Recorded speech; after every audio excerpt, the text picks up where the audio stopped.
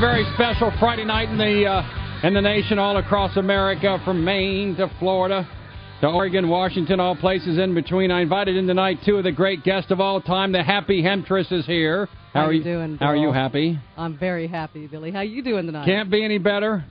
Going to have later on a guide to surviving post-election stress disorder to be published on Tuesday, the Bush Survival Guide. Many Democrats are suffering from Bush post-election syndrome, which is a recognizable condition. Also to my left is my good friend Gatewood Galbraith, author of the book The Last Free Man in America Meets the Synthetic Subversion. Gatewood Galbraith, welcome again to the Bill Cunningham Show. Bill Cunningham, is always big pleasure, big thrill, brother. It's a great day to be an American, isn't it? Oh, it certainly is. I'm sorry I was a little late here. I had to work my way through all the Cunningham is God signs that are out here in the... And all the Playboy, Playmate bunnies are out there. They're waiting for me. But I thought that's quite an entourage you have out there. Leave me alone. Cunningham. I tell them I'm a married man. But let's begin with the happy Hemptress. What is the status? Hedge on, because Election Day is always a big day for the pro-marijuana movement in America. Yes, it is. And give me an update on what happened in marijuana.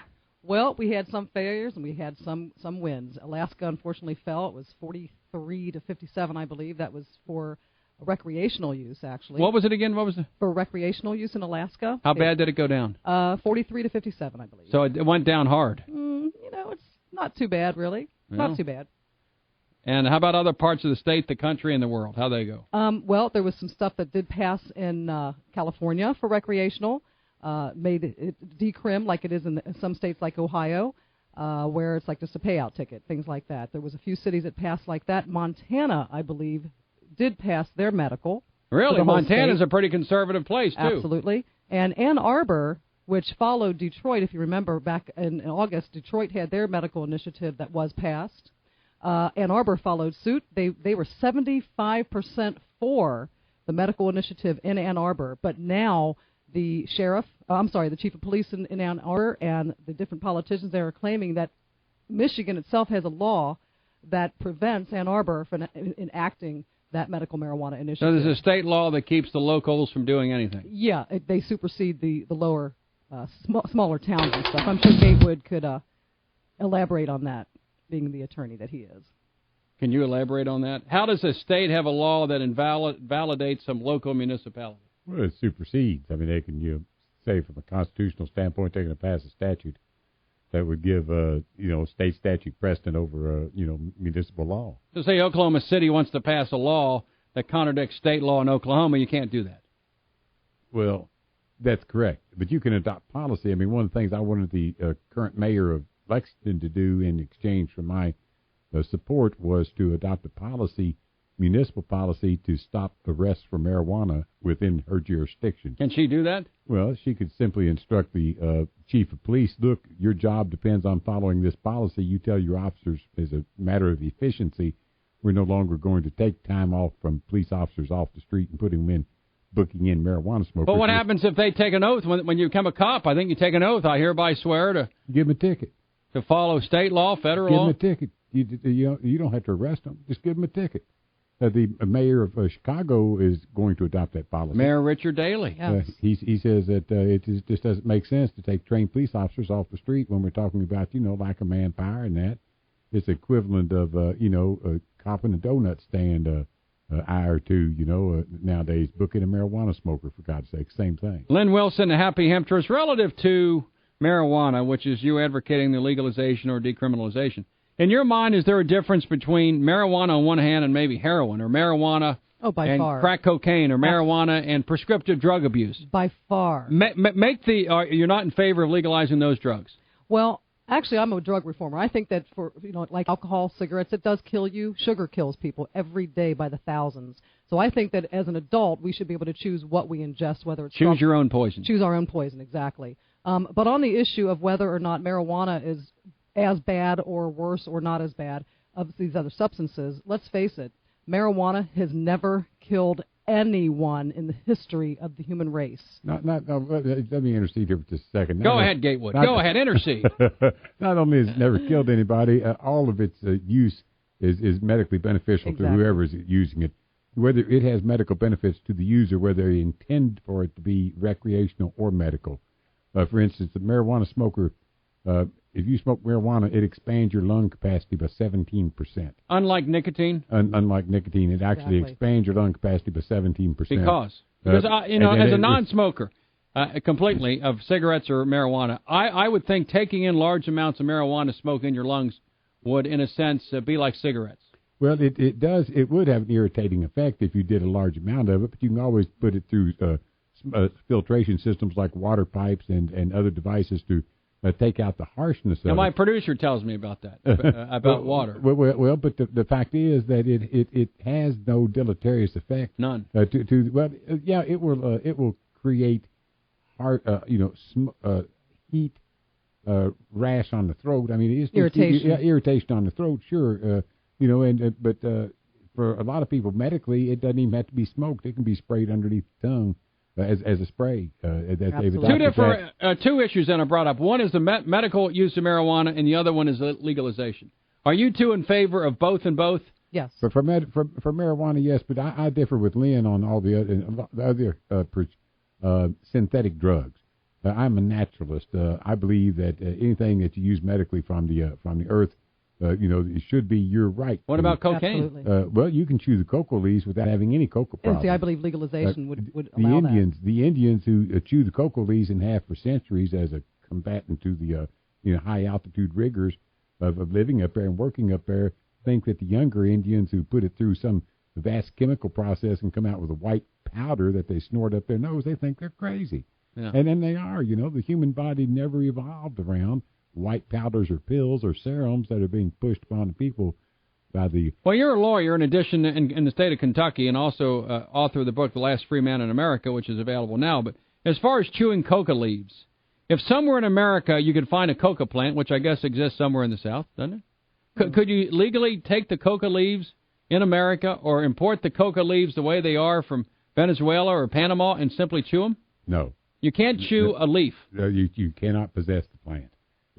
Bill, part of my book, The Last Free Man in America, meets the synthetic subversion, deals exactly with that situation.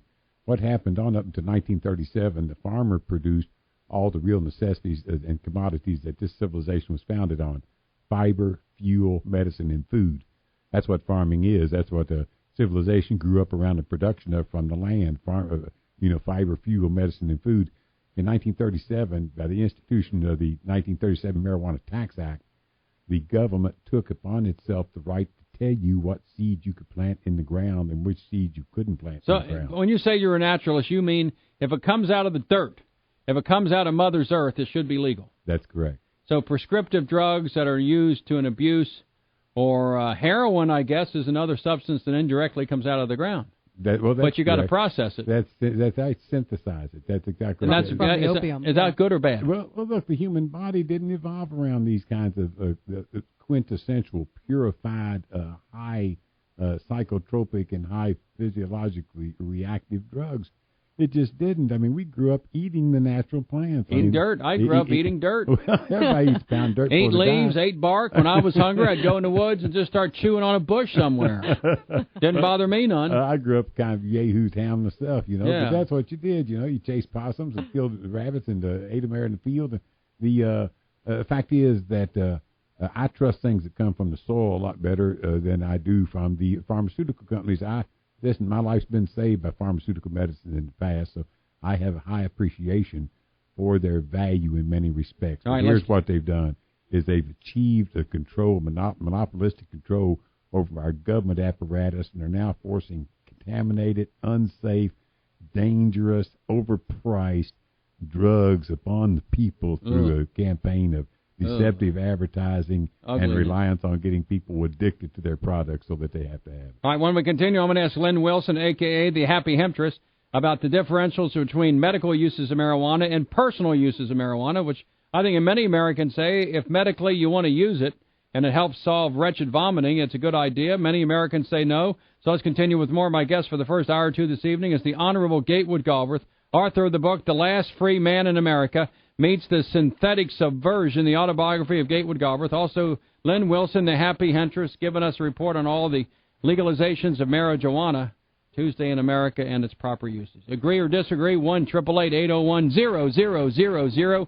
This is the Cunningham Report. Let's continue now. The use of marijuana for medical or enjoyment purposes. My guests are Gatewood Galbraith, author of the book, The Last Free Man in America. Gatewood, how can some American get a copy of this book with you on the cover holding, is that a .50 caliber machine gun? No, that's an M60, really. M60? Yes, Fires. That's a nasty weapon? Oh, yes. Well, it depends on which end of it you're holding. If you're holding the business end, what does it fire? It fires a .308 caliber. It belt fed, open lock. Velocity? 2,000 feet a second, maybe?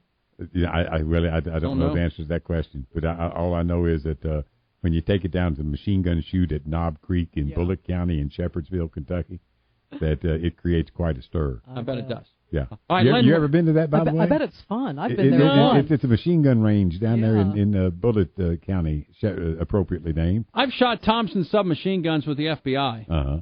And that was enjoyable. I shot an Uzi. Let me invite every American to go to this machine gun shoot. Where is it? And watch what a .50 caliber machine gun will do to a vehicle sitting out in an open field, and try to imagine what the World War II generation felt like getting off those boats on Normandy and walking towards those things, having to put them out of commission. It must have been the most intense feeling in the world, because those things are just absolutely savage on what it does to the things in front of them. I just my appreciation for the Normandy and D-Day and the people who fought and actually did that just grows every time I go down there and witness those machines in action. Now, Len Wilson, let's talk about marijuana. Give the argument for medical, and then I'll have Gatewood give the argument for recreational. Why does America need medical use of marijuana? Well, besides in the immediate time right now, thousands of years the human race has used this as a medicine. It's one of the natural herbs that Mother Nature has given us. It's not a new thing. It's not a new thing, that's right. It helps many, many different types of illnesses. There's different strains that do different things for different illnesses. For instance, epilepsy. It stops seizures. It helps the brain chemicals stay balanced so people don't seize out. For glaucoma, it lowers the pressure. For nausea, it helps with nausea. Anybody who smokes marijuana knows that it can give you the munchies. Well, you certainly can't get hungry if you don't feel good in your stomach. So it first has to fix the stomach problem. How does it fix the stomach? I'm not a scientist, so I can't quote technically and medically. Gatewood's raising his hand, so he must know. How does smoking marijuana in your mouth, in your esophagus, and in your lungs help your stomach? Well, the one is it is the best anti-anxiety substance that you can put into your body. It immediately calms the nervous effect, anxiety. Let me bring this up too. Not only is it an antidote to nausea, but it's an instantaneous antidote to nausea. It's also been shown to stop full-blown asthma attacks. That too. As you know, Willie, I was an asthmatic for 19 years. As a matter of fact, I got discharged out of the United States Marine Corps off of Parris Island after several weeks of some pretty fun basic that I was asthmatic, and when I was shown marijuana at the age of 21, it cured my asthma. First time I ever used it, it cures my asthma. How does it cure asthma? Marijuana? Well, it's an oversimplified way of saying it, but think of it in terms of a vasodilator. A person who uses marijuana has their lung capacity expanded by an average of 17% the first time they use it. You get on a breathometer and you breathe into it and establish a baseline breathing. You go out and you smoke some good marijuana, or even regular marijuana, 3 or 4 hits off of it, inhalations. Go back in, your lung capacity will have increased by an average of 17%. What about headaches, sinus headaches? Basically, it improves blood flow to the lungs and to the brain. So it opens up your vessels. It helps you breathe better and think a little more. No wonder they're afraid of it. By the way you get this book is on Amazon.com. Let's talk about that. The Last Free Man in America. It's about freedom in America. So the reason it helps is that it opens up your vessels, gets the blood flowing. Yes, absolutely. It helps you breathe deeper. It does help you think. And it's been vilified because the government is very afraid of it. What it does is it slows you down a little bit and gives you the knowledge that, hey, there's a second perspective to things. There's not just one way of looking at anything, that there's a second perspective of things. It makes you think. It makes you a danger to the state. Which is one of the reasons that it's been so damned attractive. What about headaches, migraine headaches, sinus headaches? Most of your synthetic drugs will treat the symptoms of a migraine, but marijuana has been shown to avert migraine headaches before they get there. The stress reliever does it. That's exactly right, And there's people who feel it coming on, that first twinge, if they can get some decent marijuana. But, people, it's been vilified because they've tried to cast smoking itself. The inhalation of smoke is such a villainous way to take in, a medicine. How can that be? Fact is, smoking is the desired format of delivery in more than 30% of the cancer patients who cannot ingest anything in their because it goes in your blood stomach. vessels through your mouth, your tongue, your lungs. Well, your their nausea will not allow them to ingest the medicine, and by the time their veins get stuck so much with IVs and all, they can't find the veins anymore. So smoking it is instantaneous, delivers the desired medicine, and but it's also other ways to take it. You can eat it in food like brownies and cookies. You can eat it in breads. And you can also, as I say, they've got spray and inhalation under the tongue things, Willie, that is producing miracles in the UK, United Kingdom. For many years, the people, the pharmaceutical companies who monopolize medicine here would not allow medical studies on marijuana to be conducted. So finally, Great Britain said, well, look, we're tired of you all ducking the issue. We're going to experiment with it. Yes. They're doing that now. Over the last 3 years, their reports is that it's been a bigger miracle medicine than we ever claimed it to be over here. What about sinus headaches? My producer, Jared, often has sinus headaches. Does it help or hurt? Do any research? It helps, yes. Because? Because it helps the sinuses drain. From it being the bronchial dilator and allowing you to breathe better, it helps to open the sinuses, which helps it drain, which relieves the pressure, which causes the headaches. So you're in business there. You Absolutely. don't need sinus surgery. Absolutely. Well, also it's an expectorant. Yes. If when you take it into your lungs, you can feel it cut through the dust. Absolutely. Cut through the. And you don't have to smoke a whole pack, right? Like in cigarettes, you smoke 20 cigarettes, 2 or 3 packs a day, 40 to 50, 60 cigarettes a day. How about marijuana? You take a few hits, and you're 3 or 4 hits. Exactly. That's it. Yeah. Over the course of a day, somebody who's a regular marijuana user might smoke a joint a day. If they're what they call a chronic, somebody who smokes all the time, may smoke 2 cigarettes a day. But hell, it's too damned expensive to do anymore. How expensive is a cigarette? Oh, it's overly expensive. How about one good one? Let me tell you this. $5. Many years ago. $5. No, $10 around. $10. Well, let me put it this way. I once said if it ever goes over $12 an ounce, I'm never buying another bit of it. How much is an ounce? If you had an ounce, would it be like a fist, something like that? The size of a fist? Well, it would depend on whether it was pressed Mexican, where they have to compress it because size and volume is the difference. Or if it's homegrown, where they like the fluff and the cosmetics of being, fresh and natural. It could range anywhere from something the size of your open hand to something about half that size. And how much is it an ounce? The good stuff's about $300 an ounce. $300 an ounce? Yeah, it's like gold. It's as expensive as And how many cigarettes you get out of an ounce? Well, it depends on how you roll them. If you're Cheech and Chong? If you're Rastafarian, you can get 1 out of an ounce.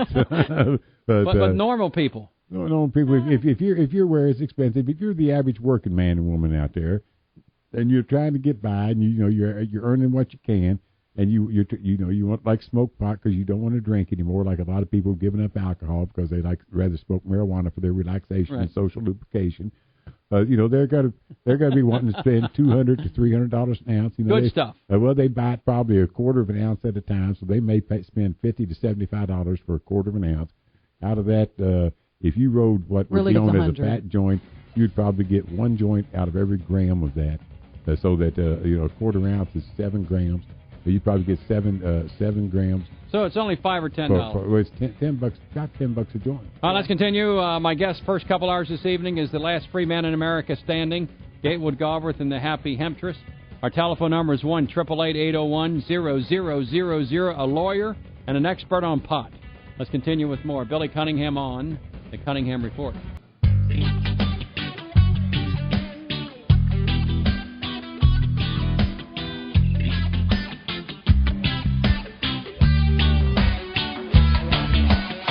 Just a little pot.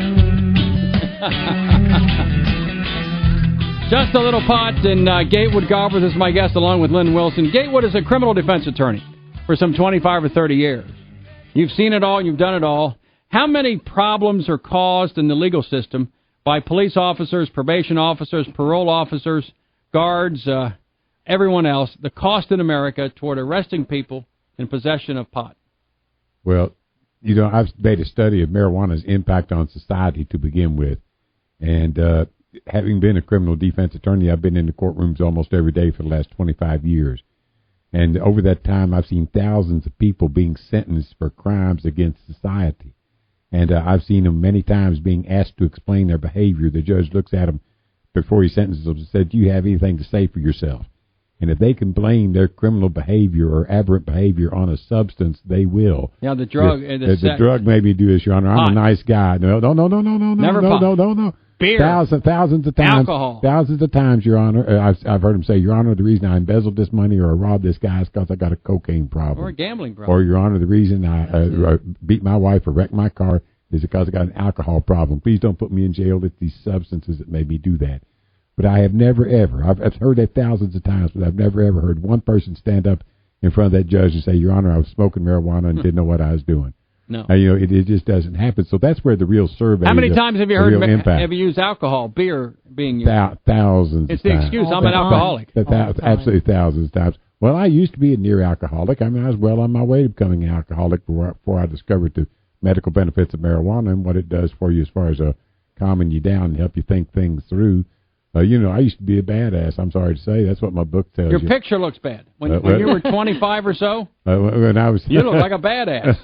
Looked like you had nipple piercings, tattoos. Well, no. Back in those days, nipples weren't pierced. But if they were, yours would have been pierced. If I grew up now with my present attitude, I'd probably be covered with tattoos. I was badass. I was 24 years old and a milkman before I saw the light and decided to become an attorney.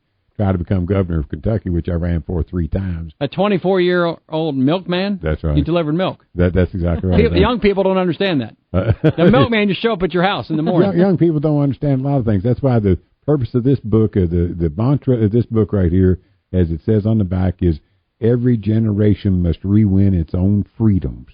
And this younger generation, as you know, Willie, is right on the edge of losing a great deal of what America was founded on and what America is supposed to be about. And this book is kind of a call to arms, both literally and figuratively, for this younger generation to find out what constitutional form of government is, what their duty is to make sure to preserve and sanctify the Constitution as a method of self-governing, and the kind of sacrifices it takes and is going to take for them to preserve freedom for their own generation after old codgers like you and me are gone. Len Wilson, relative to marijuana going into the future, George Soros, who's a left-wing radical extremist, wants to legalize drugs. How do you get over the moral argument, the sense that marijuana is a drug? I guess you could say caffeine is a drug. Sugar's a drug. Sugar. As Gatewood was saying earlier about the white powders, sugar is a white powder. It is a white powder drug. It's the first thing we get addicted to when we're children. And it's on our tables, and everybody's sitting there eating I got to sugar. have like a Kit Kat. Exactly. I have this urge for chocolate. Exactly. And now, I could go without it, but caffeine is a drug. Caffeine's very much of a drug. And so if I don't get a little piece of chocolate, a little Kit Kat candy coffee, bar, something like that. I don't drink coffee, but I got to have it. But how do you overcome the moral argument? We just had a big election. The red states won, the moral majority, the evangelicals, etc., don't want to legalize drugs. And so there are some drugs we all want legalized, which is aspirin and cigarettes. It is as benign as aspirin, if not much better, because aspirin does kill 1,000 people a year. Again, marijuana doesn't kill. It is good for many, many different ailments. Now, the moral argument for me is if somebody's sick, whether they're dying or not, but they're sick no matter what the ailment is, and marijuana is the medicine that is number one for them, morally, for me, that should be given to them instead of the police arresting people in wheelchairs. Now, a case just recently, a couple of weeks ago, young boy has to go to jail on weekends for marijuana possession in D.C. They put him in jail on his weekends. His first weekend in, he's raped by a guy in the same cell with him because he's put in a cell with a guy who's a murderer, or a known rapist, rather. They don't even care. He's got a misdemeanor charge for marijuana, and he's being put in jail with guys who are really criminals. Another incident was a guy in a wheelchair that had some kind of an ailment. He was put in for his medical use. He died while in jail. That's morally wrong as far as I'm concerned. Absolutely. Well, in the heartland of America, the leadership and the people who occupy offices don't necessarily reflect the basic instinct that most of heartland America has over the subject of medical marijuana. 81% of Americans polled recommend medical marijuana under licensing and under some sort of a scheme to allow. I think most people believe in that. Do it. But the people who occupy power have been institutionalized to the point to where they're going to resist it because there's a great deal of money that flows from the federal government under the table down money. to the local jurisdictions. Well, it's over the table money too. Both, to local jurisdictions, the federal government is spending a huge amount of money paying off the local government to institute policies of oppression against marijuana. Well, we don't want now on the issue of medical marijuana. I've read some things that say there's no objective evidence. It's a lie, Willie. I've read it. I'm not saying it's true, but I've read it. There's a sense that marijuana does not help with medical issues. Well, look, there's multi-billion dollars being spent to progress that lie, and it is a lie. It was the basis of more than 50% of the patent medicines on Earth prior to its legalization in 1937. It was recognized then everywhere around the world as a premier medicine which would not kill anybody. It was used specifically for mental illnesses, for menstrual cramps, for headaches, for anxiety. And, it is, look, if you want to get down to the real moral basis of it, take a look at the Bible. I mean, if you're out... Wait a minute. You're going to use the Word of God to justify pot? No, that's exactly right. Okay, go ahead. The heartland of America, if you own a Bible in your home, if you believe that there's some sort of moral basis to it, I don't know why you'd be listening to the Willie Cunningham show to begin with, but if now that you are listening, let me get your attention to this. Look at the Genesis chapter 1, verses 27 Do we have through 31. a copy of the Bible, Jared, somewhere?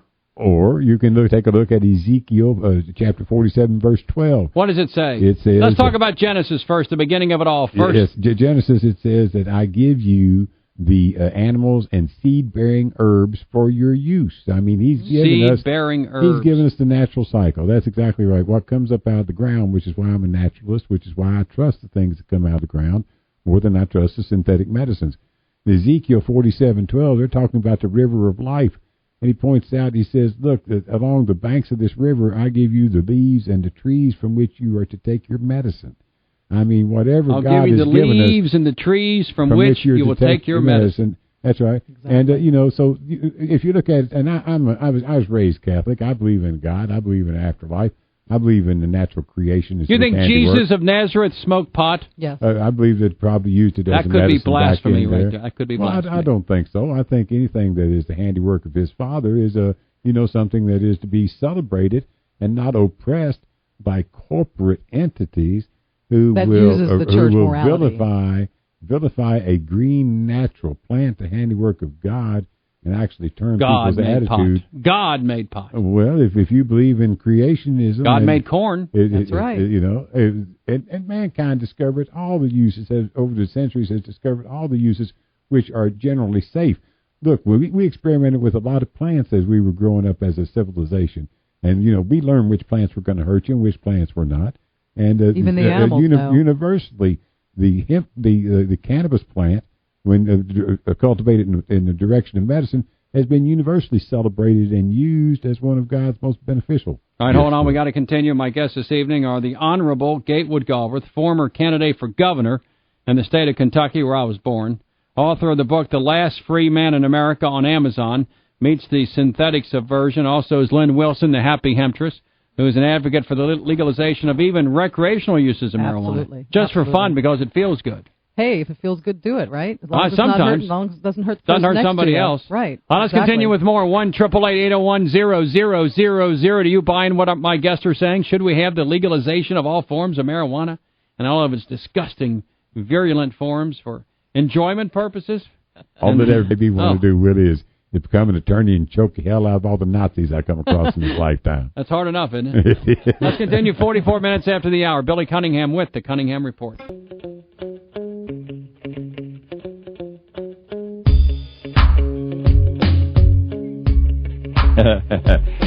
Bong. All right, Billy Cunningham, Gatewood Galbraith, Lynn Wilson, the medical and or recreational uses of marijuana. Lynn Wilson, around America, about how many states or cities have medical uses of marijuana going? Now 10 when Montana passed Tuesday, and 2 cities, Ann Arbor and Detroit specifically, but as we said earlier, Ann Arbor is going to try to fight How about the that. whole state? Montana, California? Yes. Only Absolutely. 2? 10. 10 states. 10 total states, yes. What are some of the, how about Michigan? Let's see. What are the... Detroit passed a city initiative as a city. What are the all the states Well, now? let's see. There's California, Oregon, Nevada, Montana. Mainly in the West.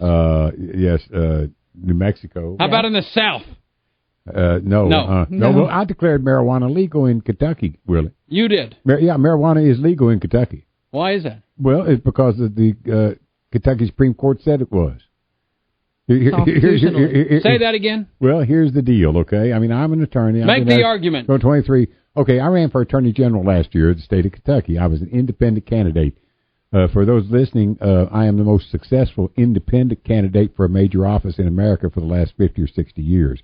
I had no party affiliation. Smoking too much pot there, Gatewood. Well, no party affiliation. I got 27% in the congressional race in November of 2002, which is unheard of for an independent. Most of them get 1 or 2%. Right. I ran for Attorney General last year as an independent November election and got 12%. And so I was had a debate with my other two candidates, the Democrat and the Republican, in front of the University of Louisville Law School. And there were several Supreme Court justices there, several Court of Appeals judges, district court judges, circuit court judges, law students, and law professors. And so, of course, the first thing out of the student panelists' mouth is, Mr. Galbraith, do you smoke marijuana? And I said, yes, every day. And they said, well, how can you want to be the top law enforcement official in the state of Kentucky when you smoke marijuana and break the law like that? That's a good question. I said, well, I'm not breaking the law by smoking marijuana in the state of Kentucky. And they looked askance, as they say, and said, what do you mean? I said, well, you're law students. Follow me. I said, in 1909, the Kentucky legislature passed a law that said the possession of all alcohol throughout the state of Kentucky was illegal. Illegal. That was challenged. Alcohol. That was challenged. And in 1909 in Commonwealth versus Campbell, and in 1915 again in Commonwealth versus Smith, what was then Kentucky's highest court, now today the Supreme Court, said that Kentuckians have a right to privacy in their home to which the power of the police does not extend as long as they're not hurting anyone else. They didn't say you have a right to alcohol in your home. They said you have a right to privacy in your home as long as you're not hurting anyone else. And that is the current law today in the state of Kentucky, Willie, where 77 of Kentucky's 120 counties are called dry counties where you cannot sell or have alcohol. But those holdings are what keep the Kentucky State Police from kicking down the doors of those people today and hauling their butt off. So the state police can't walk into your door and say, you got Budweiser. That's exactly right, and haul you off. So if you get the Bud inside your house, you're safe. Well, that's right, and you can transfer it too. You can take it through as long as you're not an open container and it's a amount for personal use. They really don't bother you. But here's the deal, ladies and gentlemen. As I told these folks, look, I have a substance matter that's demonstrably less harmful than alcohol on society, and I demand the same constitutional right of privacy in my home. Does Kentucky have a statute that makes marijuana illegal? No, not a statute, but they don't need a statute. They don't need a statute. The Supreme Court said you have a right to privacy in your home, which the power of the police does not extend. Isn't that true in every state without a search warrant? People, no, not necessarily. No? I don't know if there's any specific holding like that. In Alaska, there's been a holding like that, where they said 4 ounces is presumptively just for your personal use. Right. And, they won't issue warrants. But as I told these people sitting there in front of these people, I said, look, there's not a judge in this room that would sign a warrant. And I've got 4 plants growing in my home. And less than 8 ounces, and there's no judge in the state that's going to sign a warrant to come get me because of personal possession of marijuana. So you're announcing across America tonight, Gatewood Galbraith has 4 plants of marijuana in his home. That's correct. And you're a lawyer. I'm a lawyer. Let's continue. We have EW from Texas, many others. T is for Texas, T is for Tennessee, Oklahoma, Florida, all over. Let's continue with more. 52 minutes after the hour. Billy Cunningham with the Cunningham Report. Midwest Telecom has the business community. A free inventor's kit. Call 1-800-298-2828. Call 1-800-298-2828.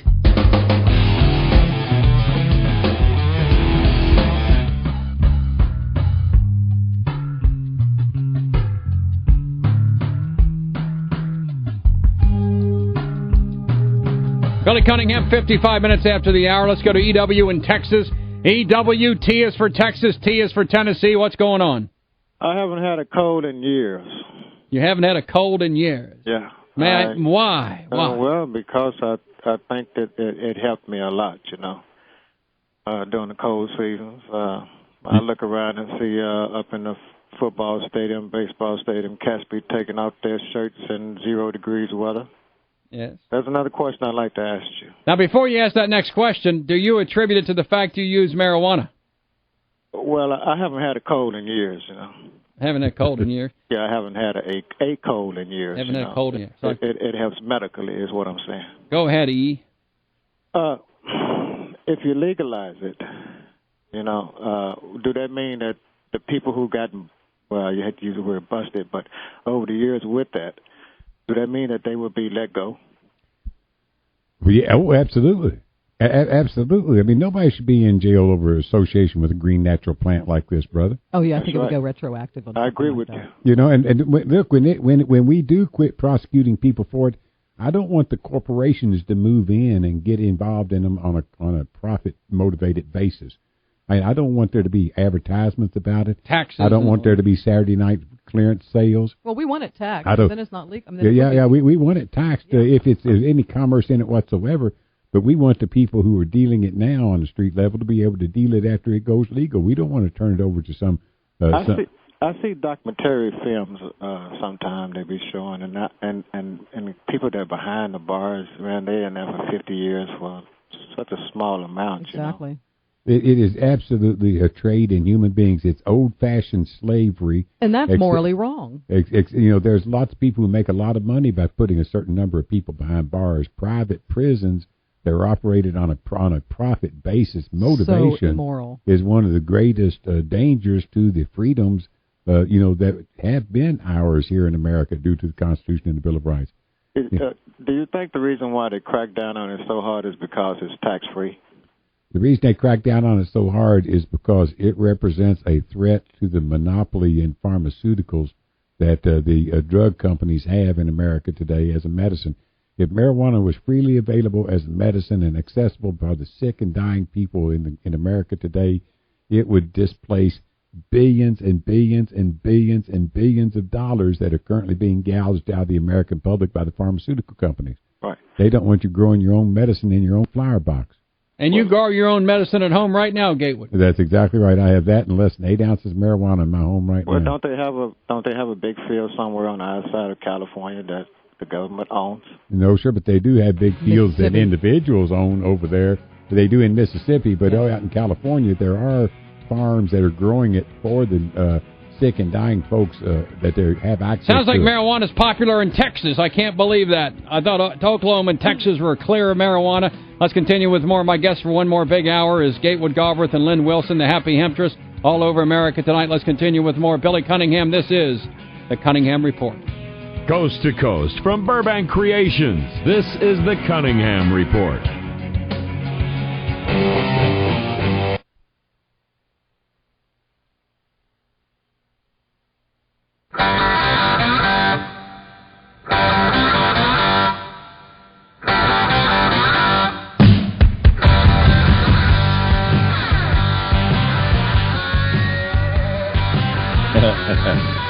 Bong. Bong, that's Paul Harvey. Hit that again about Paul Harvey, America's greatest radio personality. Bong. Bong.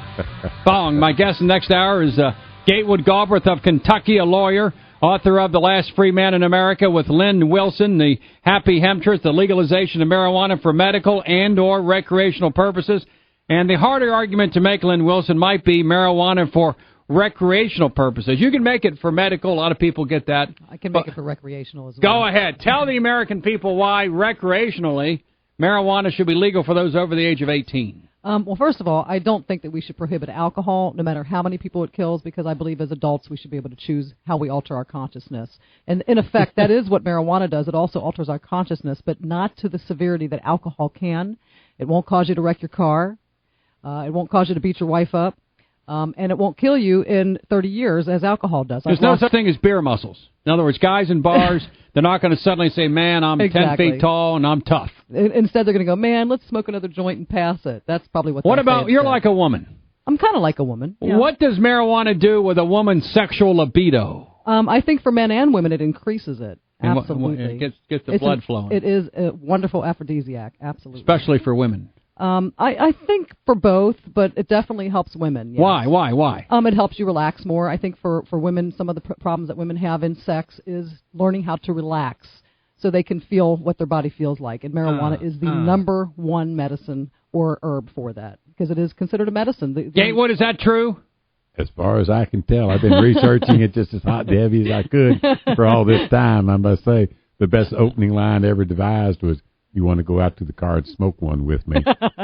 As far as the gateway drug, if I may use the term gateway with Gatewood, as far as the gateway drug, Gatewood, many parents say, well, if my son or daughter starts smoking pot when they're a teenager, suddenly they're going to move on to McDonald's.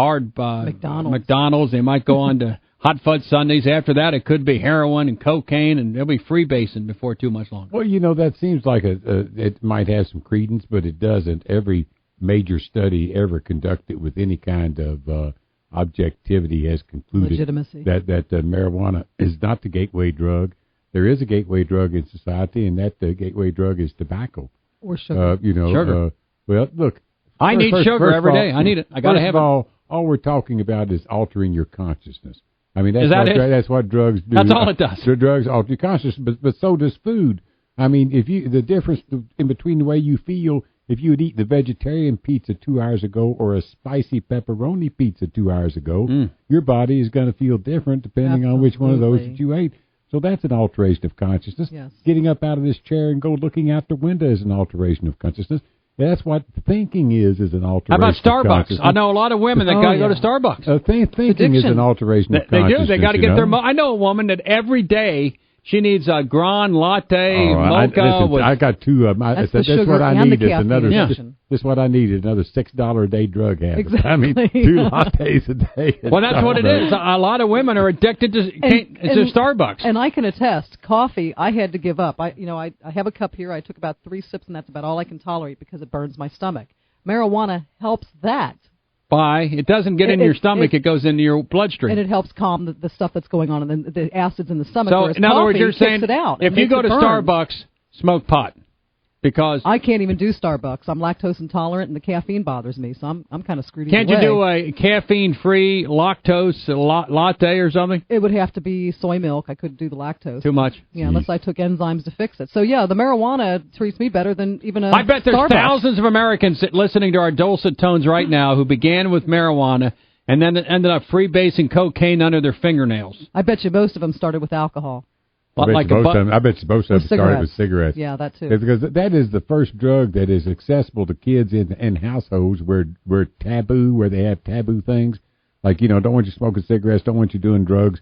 The parents are smoking cigarettes, there are cigarettes in the household. The kid gets a cigarette when they're 9 or 10 or 11 or 12. It's forbidden, they can't do it. And when they make that first decision, gee, I'm going to disobey mom and dad, I'm going to smoke this cigarette because it's a taboo kind of thing to do. That's the crossing the threshold. That's the gateway theory of it, And the thing that they do is they don't trust their mom and dad, and they can't be open with them because their mom and dad are saying don't do drugs, and then they see their mom and dad smoking cigarettes and drinking alcohol. And I see drug signs all over America in front of pharmacies, drugs, and drugs. Old folks, young folks lined up on every corner to get their drugs. Absolutely. Where I live, there's got to be 6 drugstores within a mile of my house. Drugs, and more drugs. And they have advertisements on TV. They have advertisements on TV where old folks proudly say, well, these are my 5 and 6 drugs I do today. And Bud Light, Michelob. Look, there's an assault on the American society and the whole American way of life by people that I call the petrochemical, pharmaceutical, military, industrial, transnational, corporate, fascist, elite son of a bitches. Say that again? The petrochemical, pharmaceutical, military, industrial, transnational, corporate, fascist, elite son of a bitches. You've said that before. Yes, sir, I have. He smokes better pot than me. These are the transnational corporations that are setting a great deal of policy and marketing policy and civil policy and legal policy in this country today, which are run by people who've never said the Pledge of Allegiance to the flag of the United States of America or to the republic for which it stands. One nation. And they're not warm and fuzzy. God. They're not warm and fuzzy about you and me or our Constitution. They look at the Constitution and the Bill of Rights as impediments to the implementation of a new world order and a global economy. You were saying what? I said that they look at individual rights, which we're guaranteed under the Constitution and Bill of Rights, as impediments to the implementation of a new world order and global economy. Would you allow 16-year-olds, 14-year-olds to smoke pot? Only for medical purposes. Yeah, absolutely not. And, but look here, I wouldn't call in law enforcement against them. I might call in some social services if it was creating a problem within the household. I look at the family as the basic unit in this society. Right. And within the home, that family should be pretty well sacrosanct. But the whole family structure has been under attack over the last 20, 30, and 40 years by all these social services and enforcement agencies and people policing agencies that want to come in and start interfering with the basic functioning of the family itself. So as far as legalizing it all, if you two were in charge, would there be any restrictions anywhere in America on the sale, possession, growing of marijuana? I wouldn't allow public use just anywhere. I mean, I look at the Amsterdam model, don't you, Lynn? Yeah, I think that's pretty much what we would prefer. All right, Lynn, what is the Amsterdam model? You can go into the coffee shops and pick out of the menu which kind of buds you want to smoke, and you can either use their pipes that are there or their papers or what have you. A lot of the people over there mix it with tobacco. I personally think that's making it harmful.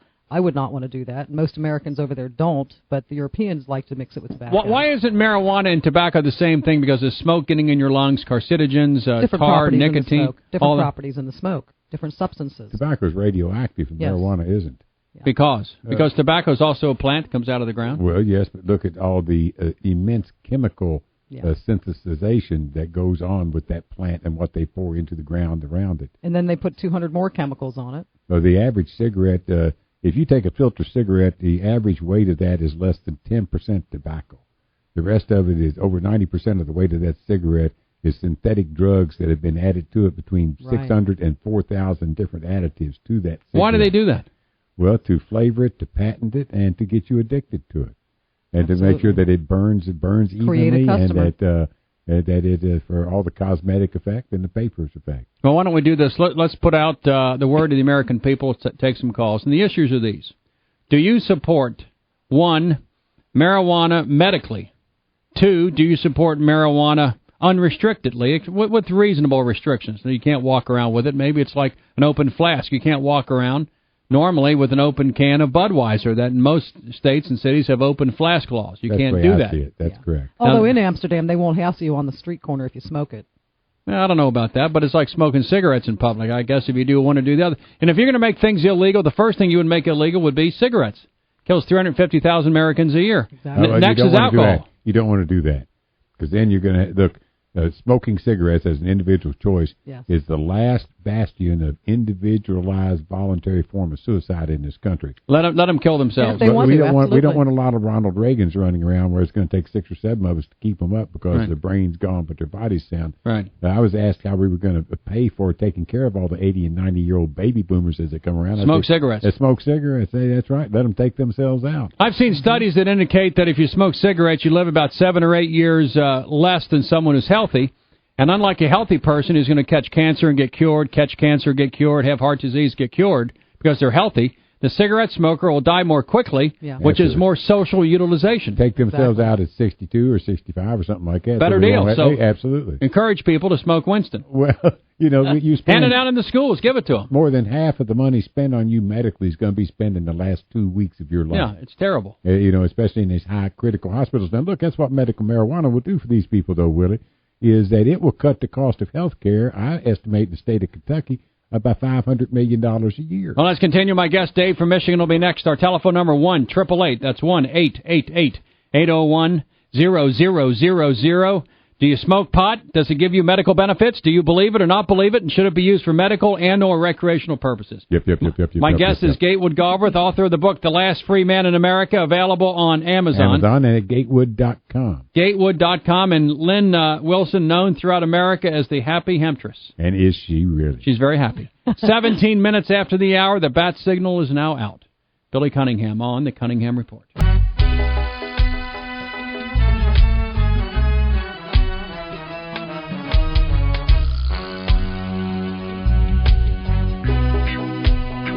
Everything about pot is wonderful. Well, let's continue now. Are you two people now willing to face the American nation and hear what the American people have to say in Michigan, Missouri, Oklahoma, Texas, and Kentucky. Are you two prepared? Absolutely. Gatewood, are you prepared? I do. Okay. I do. We're not getting married, believe me. That stuff's illegal now. And I wouldn't. You're not my type anyway. Dave, go ahead. You're on the Bill Cunningham show. Go ahead, Dave. Hey, Bill, how's it going? Hey, I just want to say about this medical marijuana thing, I think those people are just a bunch of hippies and they're just looking for a reason to smoke that wacky tobacco. Well, what about that? Is that true? He found us out, man. How could he discover? What an astute observation from so far away just based upon our voice samples. I think they play Nolo Contendere. Hey, Bill, I saw you on Handy. That fat lady sings was funny. You like that? Sounds like he's drinking a little bit, well, too, I mean, huh? After a couple of days, it wasn't so funny when Elizabeth Edwards turned out to have breast cancer. So I dropped that line in a heartbeat. I said, that's it. Yeah. Well, Dave, you're a great American, but you're saying do not legalize pot. Is that your vote? I'm saying your wife is fat or you're gay. All right, your wife is fat or you're gay. We'll count that as a no marijuana vote. See, I don't think those are my typical Michigan listeners on Wood 1300. I'll say that. Maybe they are. I'm not so sure. Like he could use a joint. Let's go to Thad and then Bob and Susie calling together. They're in a hot tub somewhere in the Ozarks. All right. Thad, go ahead. You're on the Bill Cunningham Show. Hello. Hello, Thad. Calling from Missouri. Is that correct? That's true. I'm calling from Columbia, Missouri, home of the University of Missouri. The Tigers, and also, that is correct. You're listening on Eagle 93.9. That is correct, yeah. Go ahead. Here in Columbia, on last Tuesday, we voted on two separate ballot initiatives. Oh. One of them was to make it legal for a physician to recommend marijuana usage to one of their patients. And it passed, correct? Yes, it did. That was pass. one of the cities that passed. The second one. No, wait a minute, Thad, how did you vote on that? Did you say pro-pot or anti-pot? I voted against that initiative, and I can get into why I did that here in a second. Please do, yeah. The second initiative was to take marijuana out of the state court system and put it into the municipal court system, so that if a person was pulled over by a police officer and found to be carrying less than 35 grams of marijuana, that would be considered essentially a Class B misdemeanor and would be handled by a city court system. And I voted yes on that one. Now, why did you vote no on the medical uses of marijuana? Well, I'm not particularly opposed to someone who is ill getting medicine from a physician. What I thought was missing from the equation was a standard way to administer marijuana at a steady dosage rate. You know, if a physician goes and get a steady dosage rate Valium per se, then they're going to prescribe 10 milligrams or 50 milligrams every 6 or 8 hours. And usually as needed, correct? As needed is the key. I'm sorry? As needed is always on the prescription usually for other drugs, and that is needed, but in a specific dosage category. Be it, they're getting so much drug, or they're getting a recommendation from their physician to take a specific amount of drug per time period. Yes. And what happens with marijuana is that depending on where it's grown and how it's grown, the levels of pain-reducing medicine that is in the marijuana can fluctuate widely. If marijuana is grown in very controlled conditions. Now hold on, you've been talking enough. I'm raising my hand. This is the most. Go ahead. This is the largest amount of words I've heard put in a smaller idea since I got out of politics, brother. This is all bogus.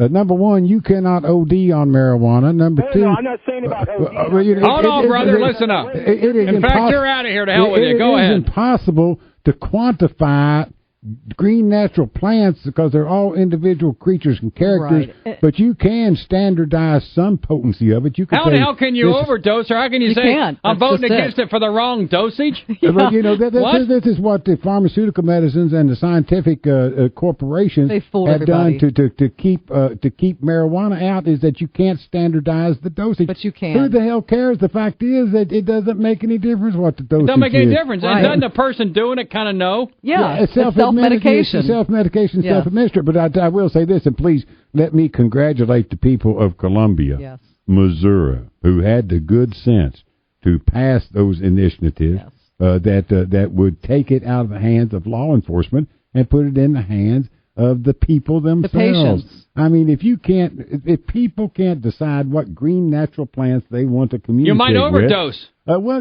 that's like overdosing on corn or peas. People don't eat Dieffenbachia, which will kill you. People don't rub poison ivy. They don't roll up poison ivy and smoke it, for God's sakes. People have enough common sense to know the green natural plants that are going to do them harm. But what happens when they get into the pharmaceuticals, the cocaine and the crack and stuff like that? Then you don't stop. This stuff is addictive. The molecules attach themselves to your receptor cells and produce a craving effect, which drives you to have more and more of it. Can you go a week or two without pot if you had to? Oh, I do it all the time. Absolutely. Yeah. So you're not addicted to marijuana? Not at all. Well, actually, it's getting so I really can't tell the difference.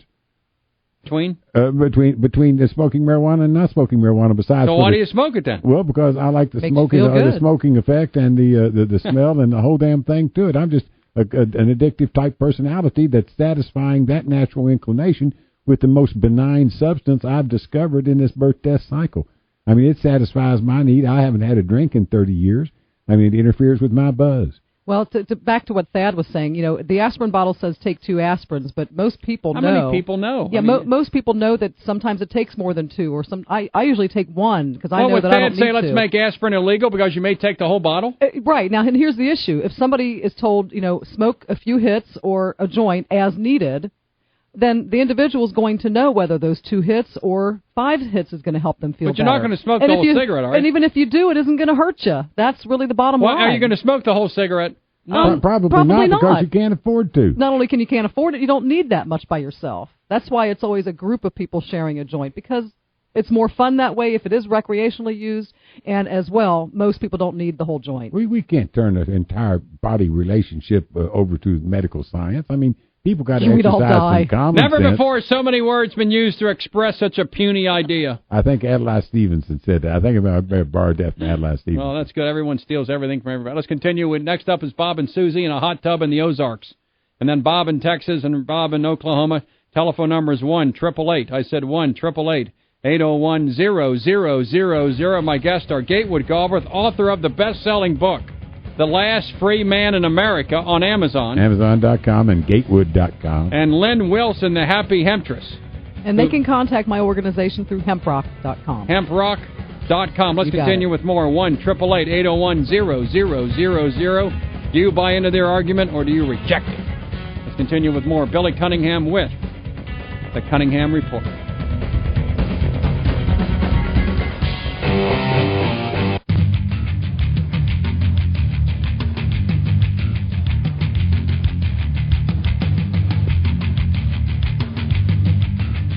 It's just a little pop!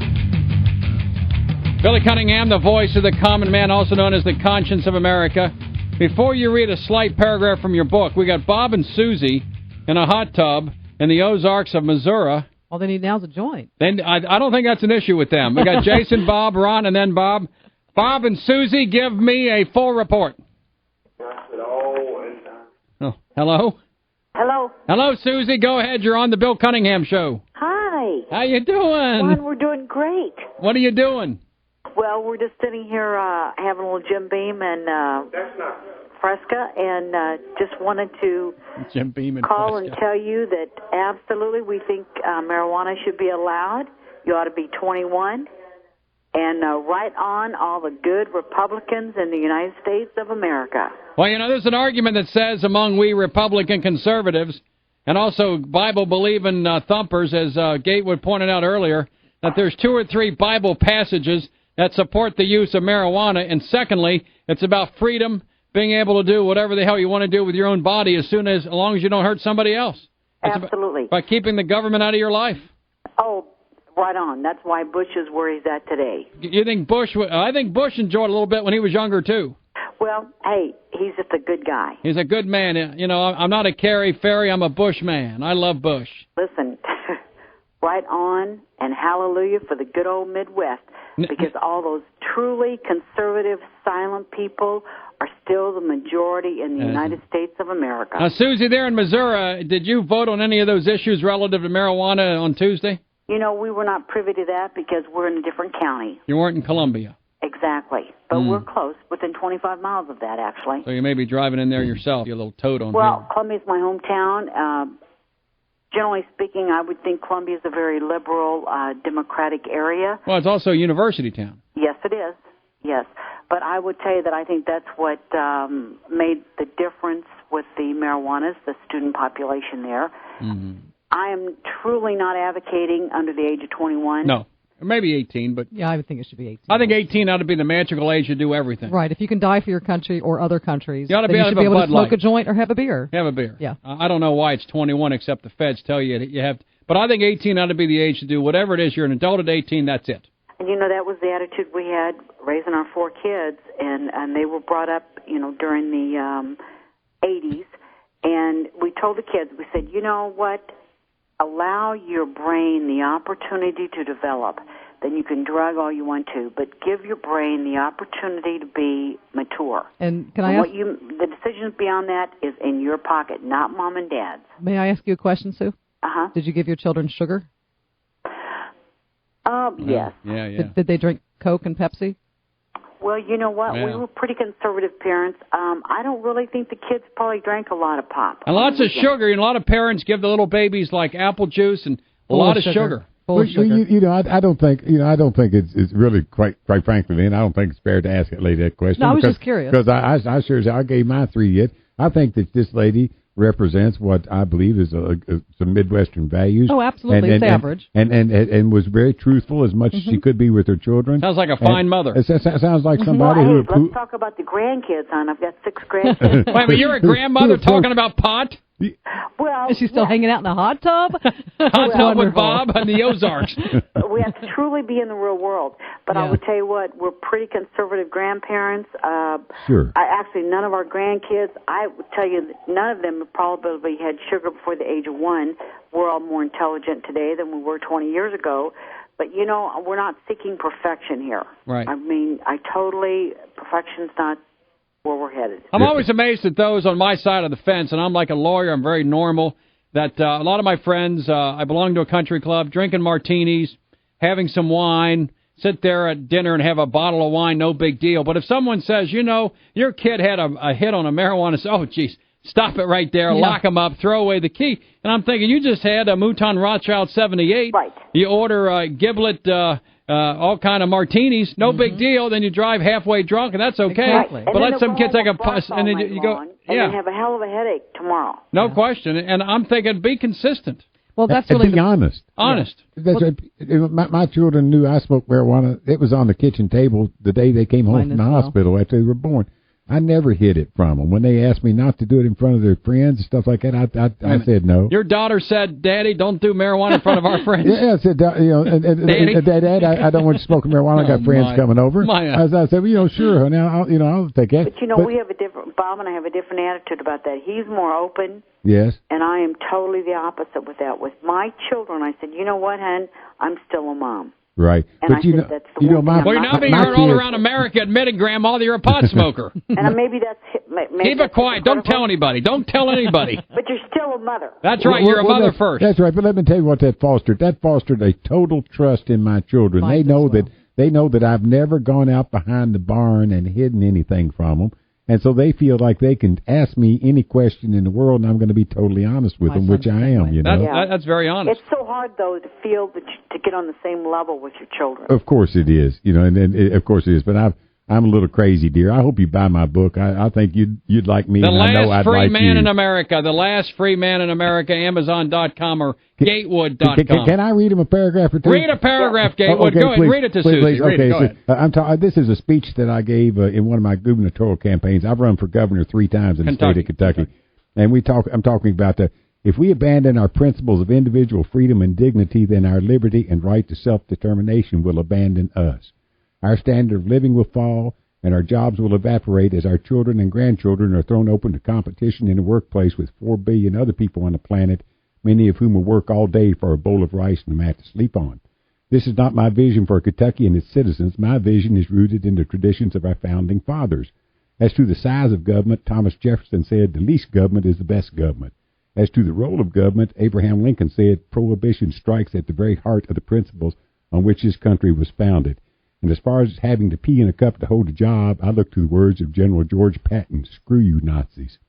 Thank you very much. Yes. Absolutely. Because there's a lot worse drugs in this world than marijuana that are legal, such as Winston. Yeah, I think at times we are all very extremely hypocritical at what's going on. America can be hypocritical at times. I tell you, Susie, thanks for calling. You're a great mom, a good grandma. Now back to the hot tub with Bob. Thanks, dear. She sounded right sexy, too. She sounded like a good Listen, woman. I'm at that age where the girl, the mother, and the grandmother all look good to me. The girl, the mother, and the grandmother. All look you good. dirty old man, Gatewood. You dirty old man. Let's continue now, and we have Jason in Missouri, then Bob in Texas, Bob in Oklahoma, Ron in Missouri. Jason, go ahead. You're on the Bill Cunningham Show. Hey, Willie, how you doing? I tell you, Jason, it's a great night to be a normal, God-fearing You're American. a great American. God bless you. God bless you. Hey, I love your show, man. Thank you. Wish it wasn't on the same time as Phil Henry. I miss him, but hey, you're a good replacement. Thank you. Thank you. I live in Columbia and had an opportunity to vote on these propositions. In fact, the house I live in's got a Prop 1 and Prop 2 vote yes sign in the front yard. Did both of them pass? Yeah, yes. They both passed. So one was medical, the other one was recreational. Recreational. Well, the second proposition was more of make it the lowest priority for the police. Yes. Yeah. It didn't really pass. It's not really recreational. It's just it's personal possession. Don't make it a priority. Yeah, it's criminal, but kind of like a parking ticket. Yeah. Right. It's to make the municipal court deal with the smallest amounts so that people won't get felonies and it won't be done in district court and stuff like that. Right. But, saving the taxpayer money. Jason, what was the breakdown? Was it 55-45? How well did each of them pass? Well, they passed pretty resoundingly, actually. Like the last caller said, Columbia is a pretty liberal town. Right. And there's a lot of college students here. In fact, we had signs out that had "Do not stifle my education" in regard to this. Exactly. Well, that's right, because federal law says that college students who get charged and convicted with marijuana distribution or with marijuana possession lose financial aid for up to 2 years. It is stupid. That's stupid. You know, there was once a dean of Columbia University in his commencement speech said that anybody who'd gone through college and not tried marijuana ought not be allowed to graduate. Yeah. How old are you? What's the guy's name? Jason. Yeah. How old are you? I'm 29. 29 now. Okay. That's good. That's good. Both my parents were hippies, and I never got sugar. I was eating carob. There you go. I hate him for that. And I bet you didn't have your consciousness altered till you were a teenager with marijuana. Did, my little sister and I used to sneak around. My mom had a little cache of brown sugar, so my little sister and I would get a stick of butter and a spoon and put it in a little cup and mix it all up, and we'd be wired for hours. Oh, my God. And see, that's the point. Be wired for hours from butter and brown sugar. Well, yep. For listeners who don't understand the impact of sugar, and Lynn's used it as an example on a couple of times, in 1890, the per capita consumption of white refined sugar was quarter of a pound. Quarter of a pound. Yeah, in 1980, the per capita consumption of white refined sugar was 138.5 pounds. Is there any sugar like in Kit Kat candy bars? There's sugar in salt, Willie. Yeah. So it's not good. It's causing so many different illnesses. All right, we got to take a break. Let's continue with more. When we do, we have Bob, and then Ron. Telephone number, we have one line open. If you call now, 1-888-801-0000. We'll pay for the call. My guest, Gatewood Galbraith, the last free man in America, and the happy Hemptress, Lynn Wilson. Is that hemprock.com? Is that got it. Hemprock.com if you want to contact her organization anywhere in America. 45 minutes after the hour, Billy Cunningham with the Cunningham Report.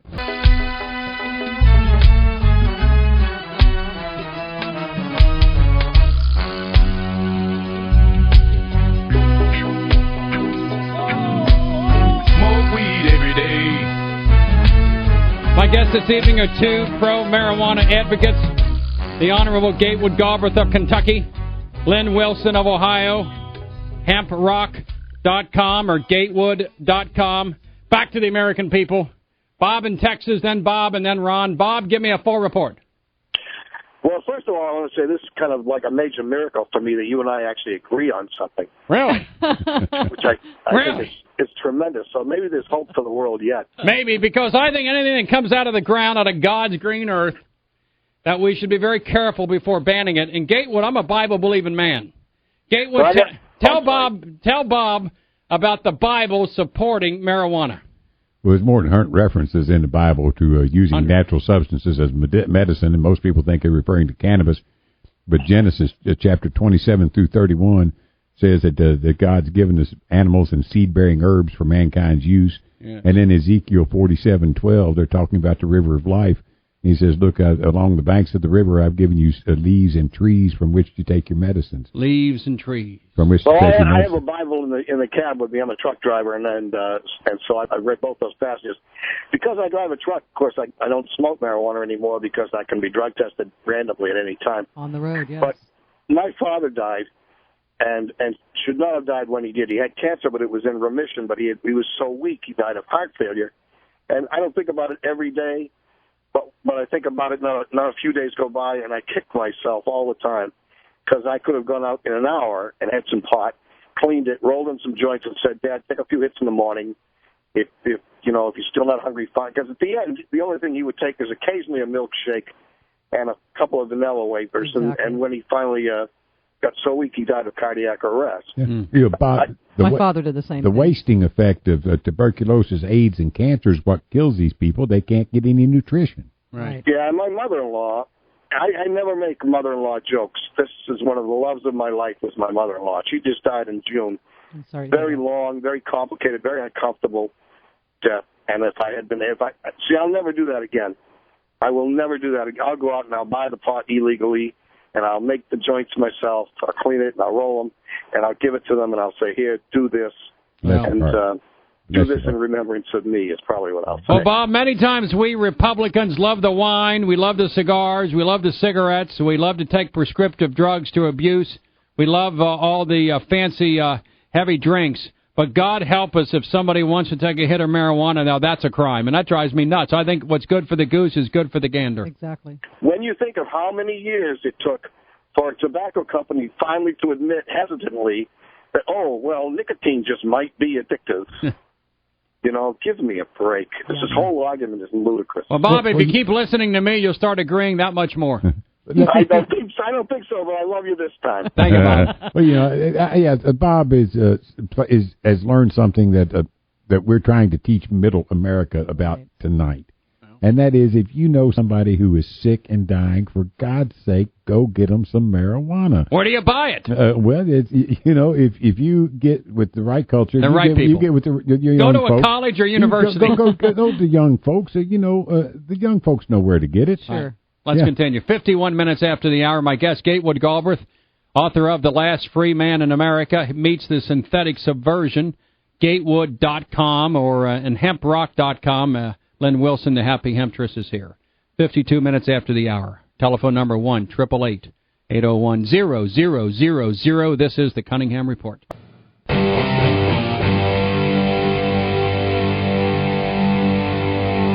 This is the Cunningham Report.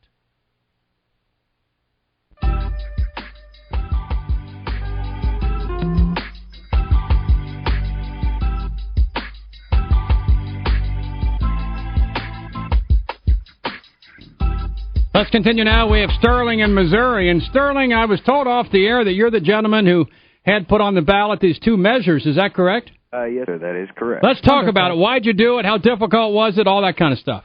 Well, it was a lot of work. There's no doubt about that. And I do want to be clear that it wasn't just me. I had a lot of friends involved with that.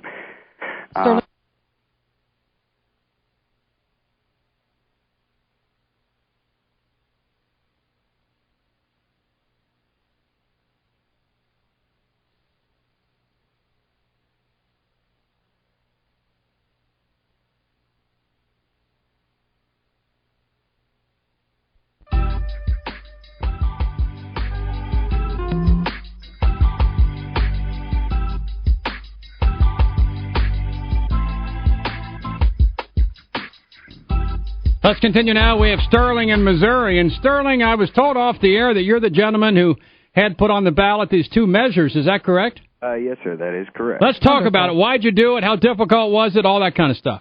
Well, it was a lot of work. There's no doubt about that. And I do want to be clear that it wasn't just me. I had a lot of friends involved with that. Sterling, what organization are you with? The Columbia Alliance for Patients in Education, CAPE.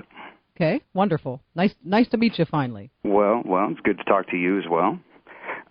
Just to give you some breakdown on the numbers, it was 61% in favor of Proposition 2 and 69% in favor of Proposition 1.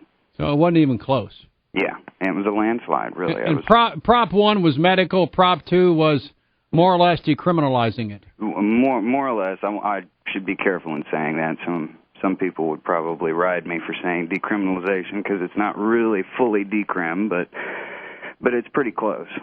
What is the penalty for small amounts of marijuana in Columbia now? Well, now it will be up to $250 fine and drug education classes and community service how to smoke potential it better? for that. Education classes, what does that mean? Well, you know, drug, well, like it's not rehab, but there's drug courts and drug classes all over the country where you have to go for, say, 2 weekends or something like that, and probably generally pay a few $100s and be educated on the evils of marijuana. The evils. You know, that just blows my mind, really. Do we have classes on the evils of Winston cigarettes? No, I don't think that's a subsidized class. In Kentucky, less than 8 ounces is considered to be possession and punishable by a $100 fine is normal disposition. In Ohio, it's a $100 fine, I think. Right, yeah, Ohio. For less than 8 ounces. Here it's under 100 grams. All right, let's do this, Sterling. Hold on. We have to take a break. Can you hold on through the break? Sure, absolutely. I'll put him back on hold. We have Sterling. You want to give out your whole name or not? Sure, yeah, you can do that. My name's Sterling Neeb. Sterling Neeb in Missouri. And you're going to take this throughout Missouri, throughout maybe Texas, Tennessee, Michigan. Where are you going to go with it? Yeah, there's a good chance that we're going to do medical throughout Missouri, and we might try to work on the distribution side of the medical here in Columbia and maybe throughout the state. Go, Eric. Do you have a website or a number people can contact you? Yeah, we actually do. It's caperights.org.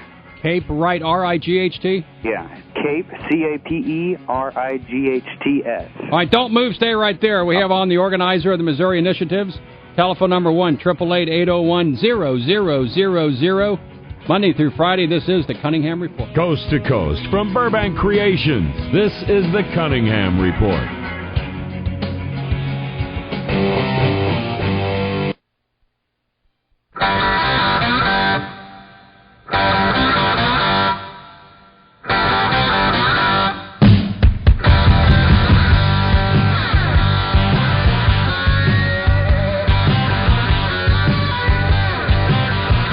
I'm Billy Cunningham, Monday through Friday across America. My guests this evening are Gatewood, Galbraith, and the happy Hemptress, Lynn Wilson, hemprock.com or gatewood.com, author of the book, the best-selling on Amazon, The Last Free Man in America. Get your copy now. Let's continue now with Sterling, who is the author of the two efforts in the Missouri area to legalize marijuana for medical purposes and to more or less ratchet down the criminal aspects of it.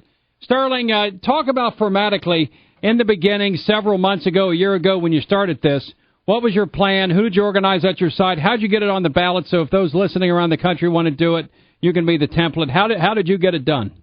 Well, that's a very good question. Actually, what we did is we ended up getting some funding nationally. I know there's been a lot of talk about all the crazy liberal funding, and we got just a little bit of that. Just enough.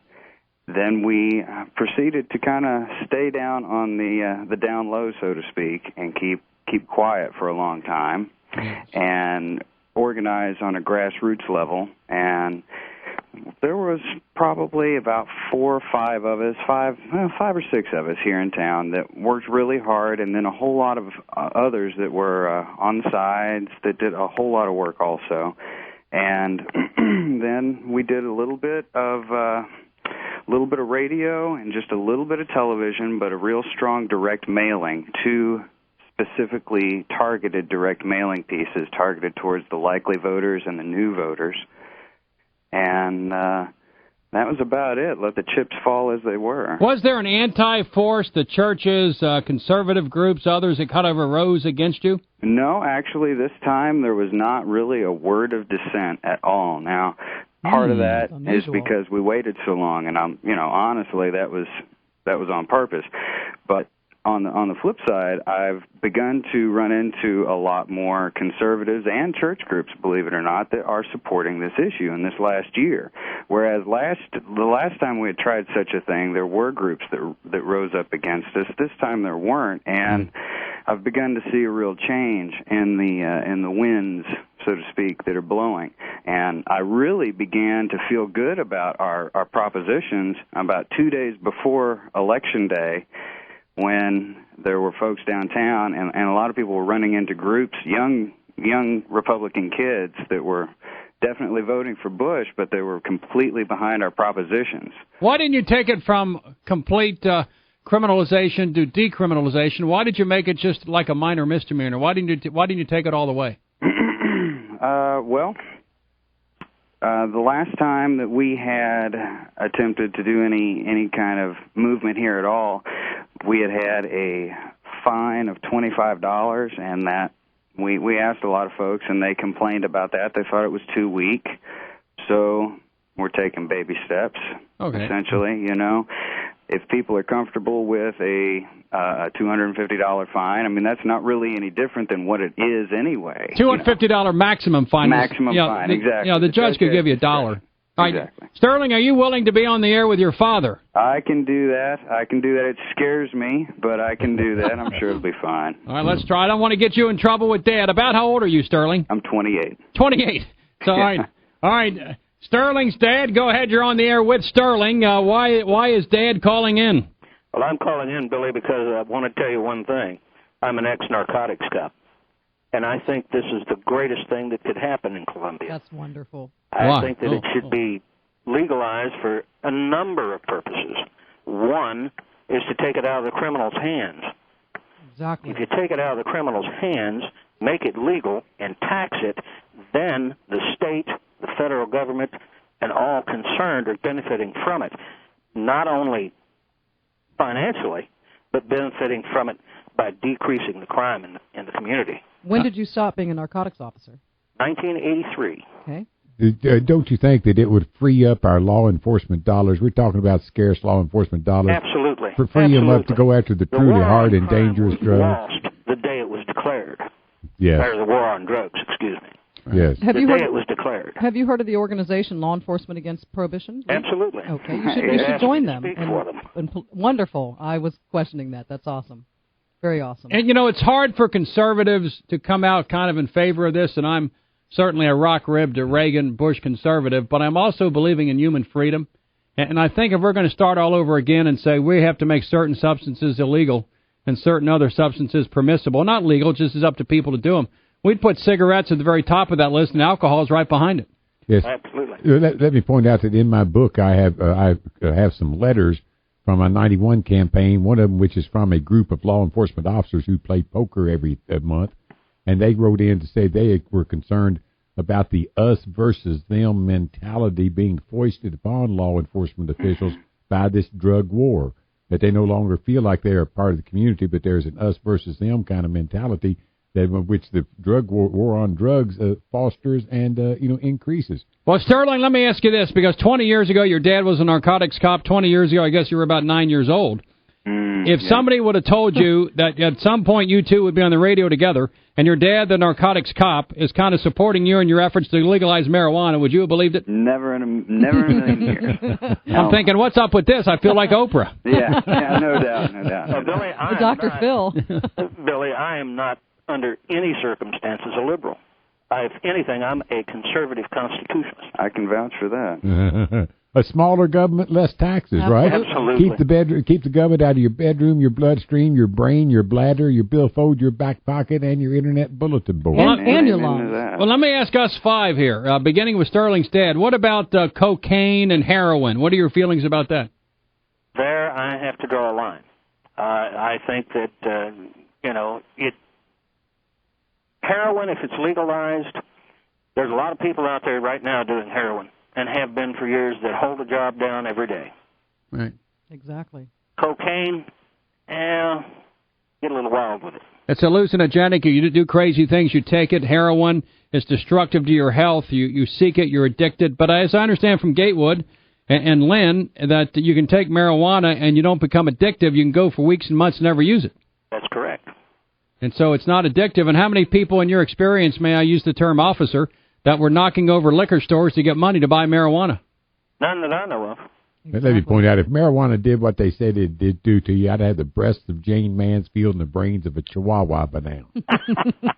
Well, you might have half of that right now. I don't know. And I'd have lots of hair on my chest. I don't know if you do or not. I haven't seen your chest. Give me a Janet Jackson, I'll let you know. All right, Sterling, so your plan is what? I'm glad Sterling's dad called in. And are you two reconciled? Are you two good with each other? Yeah, I see him all the time. All the time? See him all the time. In fact, he was there for our last fundraiser. In fact, I think he auctioned off a hookah. Can you believe it? To me. That's funny. Well, let me be stupid. What is a hookah? A hookah. That's what the worms that's are one of smoking those Middle Eastern tobacco smoking devices that some people might put something other than tobacco in. Right, it's what the worm is smoking on the top of the mushroom in Alice in Wonderland. The Wizard of Oz. No, Alice. Alice in Wonderland. Yeah. Sounds like what an Amish lad would call a lady standing on the corner in Las Vegas. Give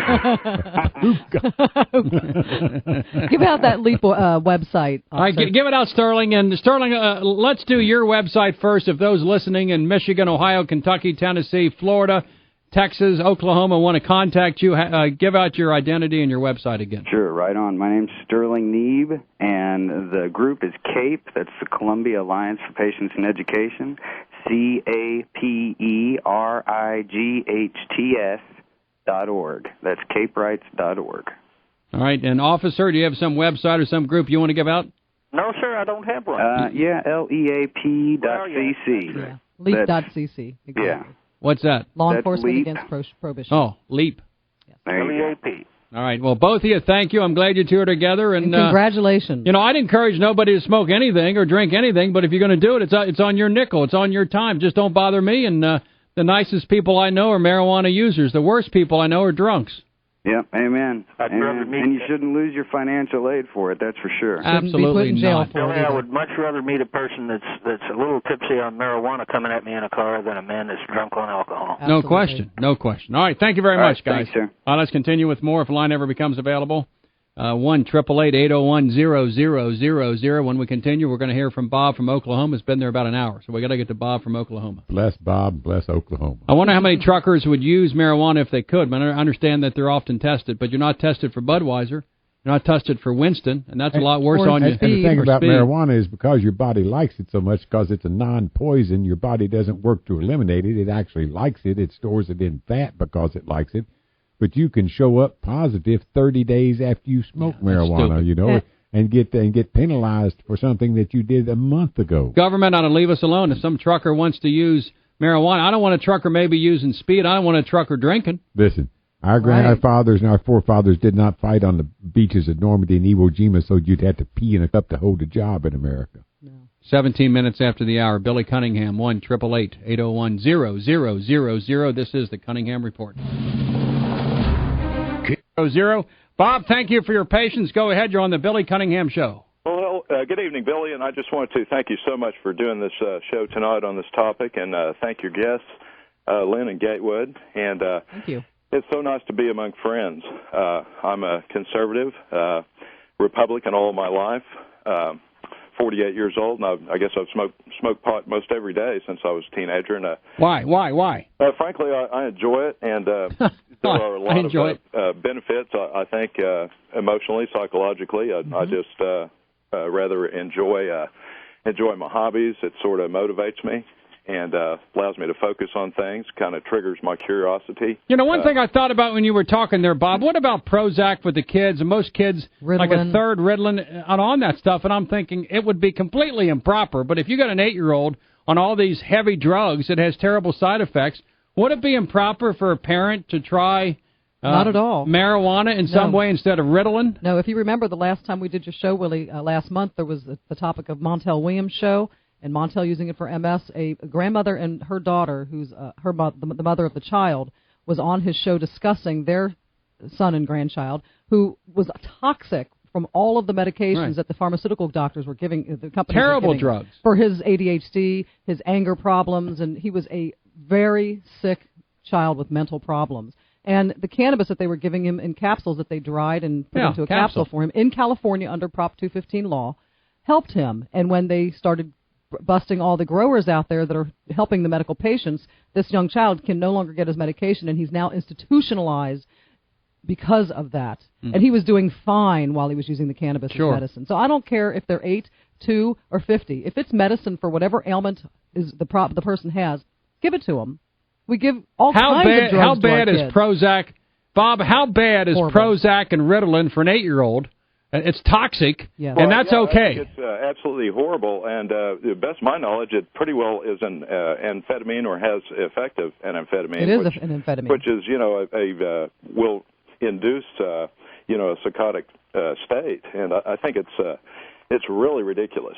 It's and, scary I hadn't as really well. heard about the marijuana, or the THC and the pill form helping the kids focus on that, but it always has with me, and I think a lot of my life it's helped me focus on things that are important, and have enough curiosity to work on causes that are important. And I think it's really great. This will be my best stab at bipartisanship, working with the Democrats to pass laws like Sterling, had worked on and succeeded on up there in Missouri. Yeah, the beauty of cannabis is that pot smokers come in all sizes, shapes, colors, and sexual preferences, and political parties. Yeah, basically, I'm a Republican. I've never smoked pot. I've never smoked cigarettes. I hardly ever drink because my father was an alcoholic. I don't care much for that. But if somebody else wants to, and we live in a drug society where I see old folks at the pharmacies at Walgreens lined up to get 6 and 7 drugs filled, everyone's medicated. I'm thinking, how in the hell bad can it be? Right. Well, look here, the drive for intoxication, the drive for altering one's consciousness is as basic as sex, hunger, and thirst. Yes. If we didn't alter our consciousness, we'd still be single-cell amoeba swimming around in a chemical soup. Changing consciousness is thinking. It is a maturation. It is arriving at different conclusions. Exactly. And, so we need to accommodate that human trait in this society with the least benign. with the most benign, least harmful substance that does satisfy that drive for lubrication, social interaction, all those kinds of things. And marijuana has the least harmful side effects of any of the substances we found thus far. But Bob, who introduced you to marijuana so many years ago? It was just a friend of mine, about 14 years old, and I'm sure that there was a little bit of curiosity there. I can recall, just about a year previous, hearing about it on television and telling my dad, "Gee, marijuana, I would never do that." Right. It's reefer madness. I recall a movie. You smoke pot, you went nuts. I wouldn't say that we ever went nuts, but boy, we sure smoked a lot of reefer watching that movie when we were teenagers at the midnight movies. Let me point out that there's been a study at the University of Kentucky, 3 studies as a matter of fact, that show that kids who go through the DARE program in schools are 18% more likely to try hard drugs. I've heard that. It's fact. It's scientifically. My nephew happened to be the one who ran the studies. Hard drugs are bad. Soft drugs, sugar, caffeine, Starbucks. I think sugar's a hard drug, to be honest with you. Pretty tough. I got to have my sugar every day. I'm totally addicted. I'm addicted to love. But Domino Sugar owns that, and they're owned by the Eli Lilly or the DuPont companies. Right. You got to have your sweets. Got to have some hot fudge. Your sweets and your chemicals. All Bob, do you agree or disagree with my guest? I totally agree with your guest, and I think it's just really wonderful that we have a mix of conservatives and liberals, and I always consider myself to be somewhat libertarian with a small L, all working together. And your guest, Gatewood, is very knowledgeable about the forces pulling us toward world government. And, this type of control, I think we just cannot allow to happen. And kind of like with the laws against public smoking of cigarettes, I think if they can take away those kind of rights, then it's just an easy step taking away other rights that I think are long held. It's a slippery slope. Yes, it really is. People don't understand the word conservative nowadays because it's been subject to newspeak. I mean, let me point out that Newt Gingrich wasn't a conservative, and Mitch McConnell was a conservative. They're aliens. Now, Barry Goldwater was a conservative, and Barry would have led Mitch and Newt behind the woodpile and thrashed their butt for trying to pass off a bloated police state as a conservative law and order philosophy. Exactly. It is not a conservative law and order philosophy. How much money do we waste every year? Any idea on the possession of small amounts of marijuana? Billions of dollars. To me, it's a taxing issue. It's a spending issue. Spend it on the bad stuff. Billions and billions. Can you imagine if they were to decrim or even legalize marijuana tomorrow, how much money could be used to fight real terrorism the next day by taxing marijuana?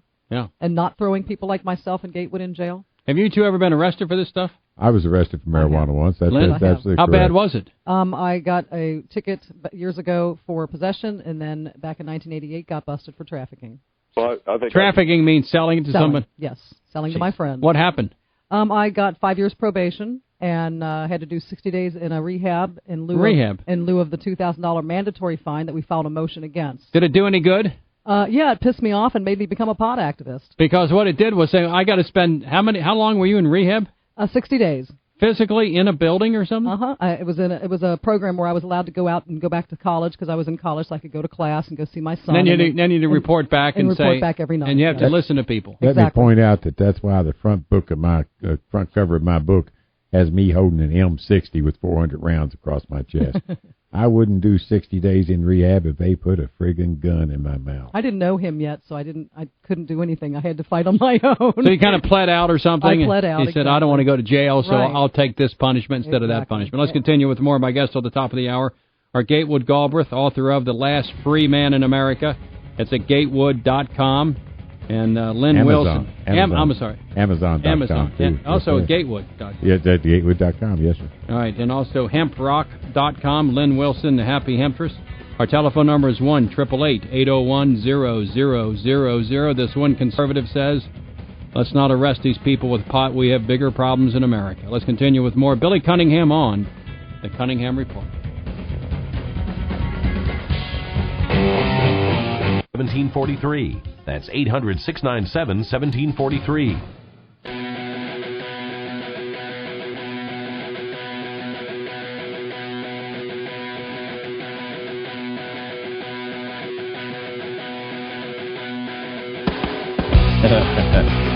Bomb. I had no idea that Paul Harvey liked to use... Hit that again. Bomb.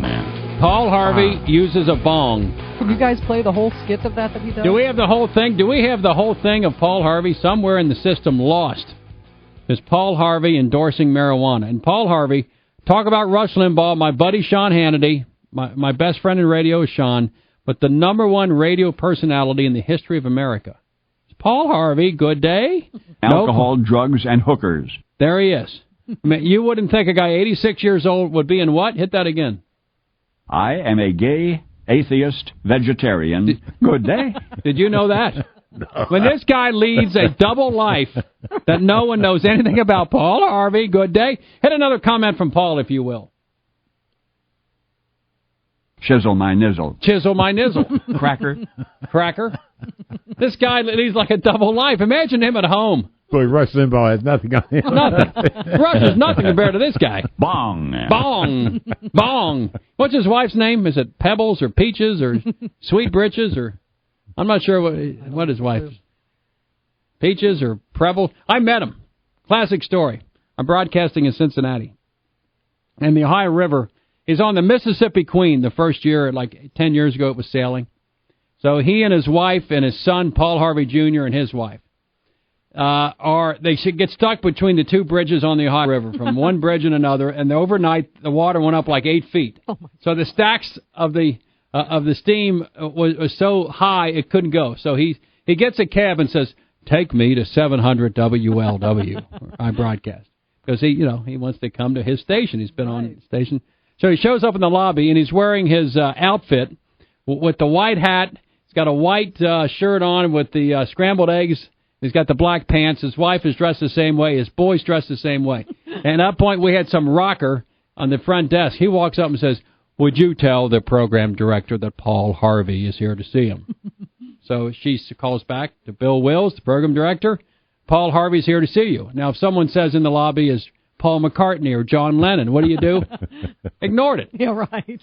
10 minutes later, he walks back up to the girl. He's sitting there on his little couch. I'm sorry, I don't mean to offend anyone, but would you tell the program director that Paul Harvey is here to see him? I'm sorry, sir, I've tried it. So then she says, let's go back. She picks him up, and they walk back to his office, and Bill Wills, the program director, is on the phone with his feet up. And in walks Paul Harvey, his wife, Paul Harvey Jr. and his wife, and you thought the phone was about 400 degrees. He dropped it out of his hand, sprung up, and that's how I met Paul Harvey. Came on the air with me. We talked about his start in radio, I think in Iowa. Fabulous guy. Yeah, fabulous. But the fact that he chisels his nizzles and other things. What about that alcohol and drugs? Hit that one again about Paul Harvey talking about that Alcohol, drugs, and hookers. I didn't know that about Paul. Chisel my nizzle. There's another thing. Unbelievable. Are you now willing to once again face the American people? Absolutely. I think I'm sufficiently tuned up to do it. Let's go to Dale, Matthew, Ron, and then Steve. Dale from Missouri, give us a full report. All right. I just like to say on a serious note, God bless our troops. Yes. God bless America. Yes. God bless the President. I'm with you there all the way with Ted McKay. I just want to tell you something else. That God's covenant with Noah in chapter 9 of Genesis, it says, this one little phrase, says, every moving thing that liveth shall be meat for you, even as the green herb have I given you all things. Say that again from the Word of God. Say it again. Word of God's covenant with Noah. Every moving thing that liveth shall be meat for you. Even as the green herb have I given you all things. Well, God is saying, smoke a little pot. With your that's steak. What they call it in the Bible, is the green herb. I'm just saying that it's right there in Genesis. Exactly.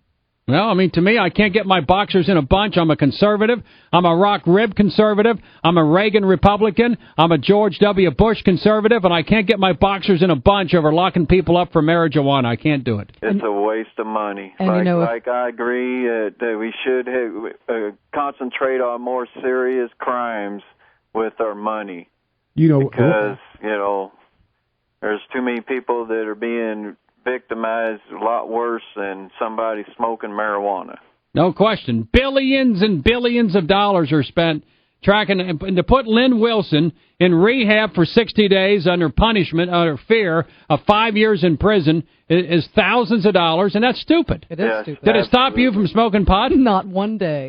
Maybe the 60 days I was there because they were drug testing. And you have to sit there in classes all day and just absolutely. smile and... Oh, I debated them the whole time. You debated them? I debated them, absolutely. You fought every step of the way. You got it. Did they graduate you or whatever? Oh, they had to, because that was just a sentence. They couldn't make me stay longer than the actual sentence. They probably said, Lynn, let's get her the hell. They wanted to keep me. No, they wanted to get you the hell. I was corrupting the other girls. Get them the hell out of here. Another thing, can you name any other drug that is illegal? Sometimes you have a sentence from 5 years to life on possession, or if you happen to sell marijuana. Some states and there's it is no possession. other drug that is used in the exact same form as it's grown besides marijuana. That is against the law. It's a green natural plant. Except catnip when cats eat it. That's absolutely. And it gets them high, There's like nothing our else marijuana you can does. pick off of a plant and be classified as an illegal drug that you can use in the same form. Say maybe magic mushrooms. Well, the other thing in California, if it's 3 strikes and you're out, and the third strike is, say, selling marijuana for $20 to somebody, and suddenly you're going to prison the rest of your life? That's ridiculous, sir. That's... Well, talking about the medical issue out in California, Dr. Todd McUrea, who was the leading doctor in California, he helped co-write the Proposition 215. He has written about 10,000 recommendations for medical marijuana to mostly patients who have been recommended to him because the other doctors are in fear of writing the prescription. Wretched vomiting, that kind of stuff. For all of that stuff. He now has been put under a 5-year probationary suspension by the medical board out in California by urging from the federal government, because they've been trying to take this man down since he helped write Prop 215. When Barry McCaffrey was the drug czar, they were going after Dr. Todd. And he can now no longer write any kind of prescriptions without another physician in the presence. And this man is at Berkeley College. He's written books. The feds are after him. And the feds are after him. May I take this opportunity now that we're talking to America through the Willie Cunningham program? Let me tell you, folks, this is not idle chatter. If you know somebody who is sick and dying, if you know somebody who's in chronic pain, back pain, asthma, emphysema, AIDS, tuberculosis, cancer, radiation Headaches? treatment, chemotherapy, Tourette's syndrome, if you know anybody with these things, get them marijuana. It will provide dramatic and immediate relief. I've seen people get up out of bed after being bedridden for a week with nausea and pain and suffering and weakness. Smoke a little marijuana, be able to eat a little something, get up out of bed and go and living normal functions and normal lives. That's I made an oath I was going to spread this word just as much as I could, because once it cures you of something like asthma, how can you shut up about it? And the point is, if it doesn't help, try it. If it doesn't help, don't use it. Don't use it. What percent does it help if you have wretched vomiting or Alzheimer's? 100%. Back problem. 100%. Cluster migraine headaches. 100%. Back problems. Alzheimer's. 100%. They're finding now that 100%.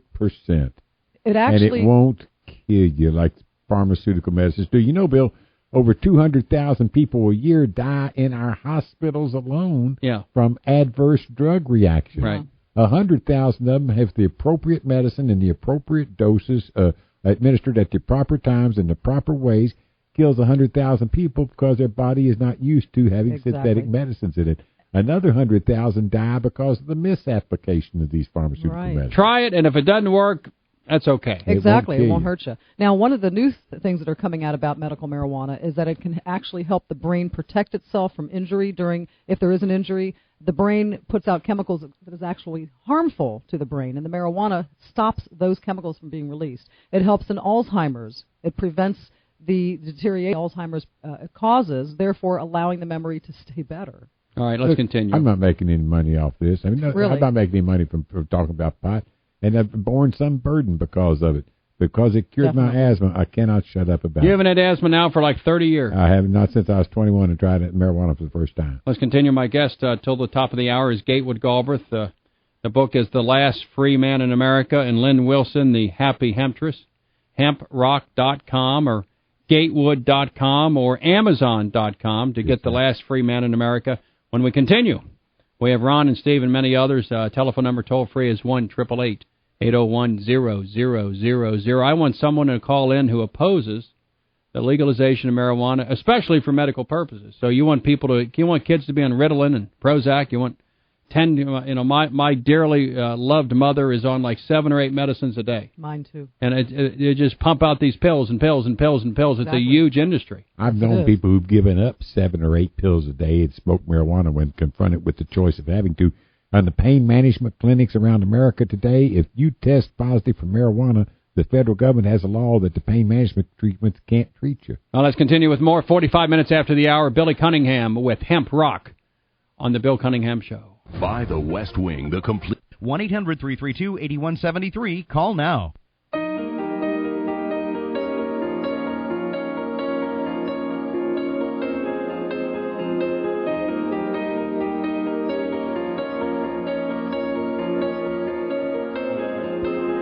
I agree with that.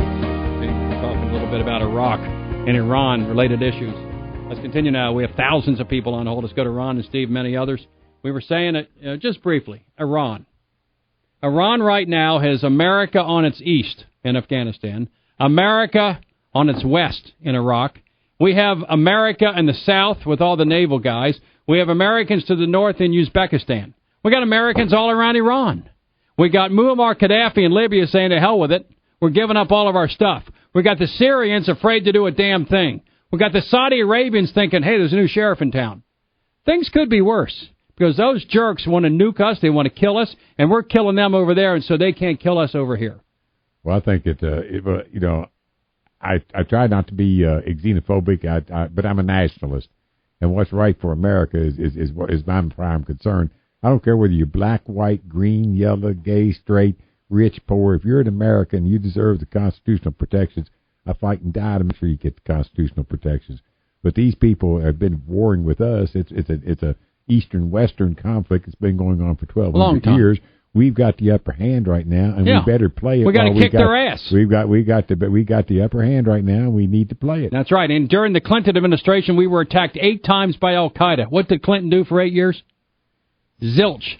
0. And then they said, well, let's hit them harder. And they hit us harder. If Bush didn't do what he's doing now, they'll say, well, America didn't do anything. Look, let's hit them harder. Look. Let's hit them in Cincinnati. Let's hit them in Milwaukee. Let's go to Oklahoma City. Let's go to Austin. Let's get them right there. I disagree with Mr. Bush on many, many things, but we can't let 1 or 2 or 3 hot-button issues divide us as a country on the 14 or 15 bedrock issues, which I'm sure we all could agree on. As a conservative, I say, government, leave us alone. Don't be a fairy Carey. I say, be a Bush man. That's what I love Bush. What about you, Gatewood?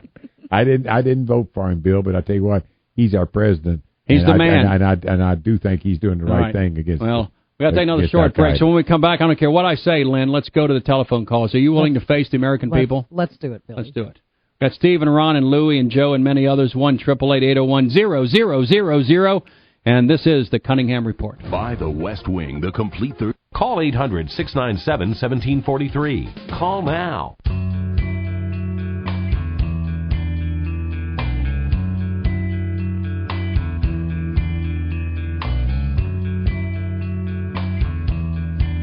Smoke weed every day. Time flies when you're having fun. My guests, Lynn Wilson and Gatewood Galbraith, right back to the telephone calls. And let me read to you, Gatewood Galbraith. You're like a lawyer, is that correct? That's correct. I'm like a lawyer. And as you know, I'm a lawyer myself. I'm licensed like a lawyer. The 9th and 10th Amendments, which is equal parts of the Constitution as the First Amendment. That's correct. Or the 4th. Absolutely. See, federal judges like to tell us about the 1st, the 2nd, and the 4th. They like to ignore the 9th and the 10th. They ignore the 2nd, the 9th, and the 10th. But number 9 says, it's a big one, the enumerations in the Constitution of certain rights shall not be construed or to deny or disparage other rights retained by the people. So if there are rights in the Constitution, nothing shall be construed to deny or disparage other rights retained by the people. And number 10, if I may, number 10, the powers not delegated to the U.S. by this Constitution are reserved to the states respectively or to the people. The government should not be allowed to act in an arbitrary manner, and if their rights to act at all are spelled out and enumerated by the Constitution, right here, and if they're not expressly given to the government by the Constitution, everything else remains with the people. So that means Michigan, Ohio, Kentucky, Tennessee, Oklahoma, Texas, Florida, California.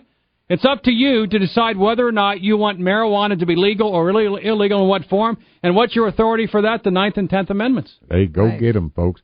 Go buy my book. It'll tell you how to do that. Every gun owner, every marijuana smoker in America ought to own a copy of my book. Let's continue now with your permission, of course. Yes, sir. All right, let's go to Steve and thousands of others. Steve, give me a full report. Yes, good evening.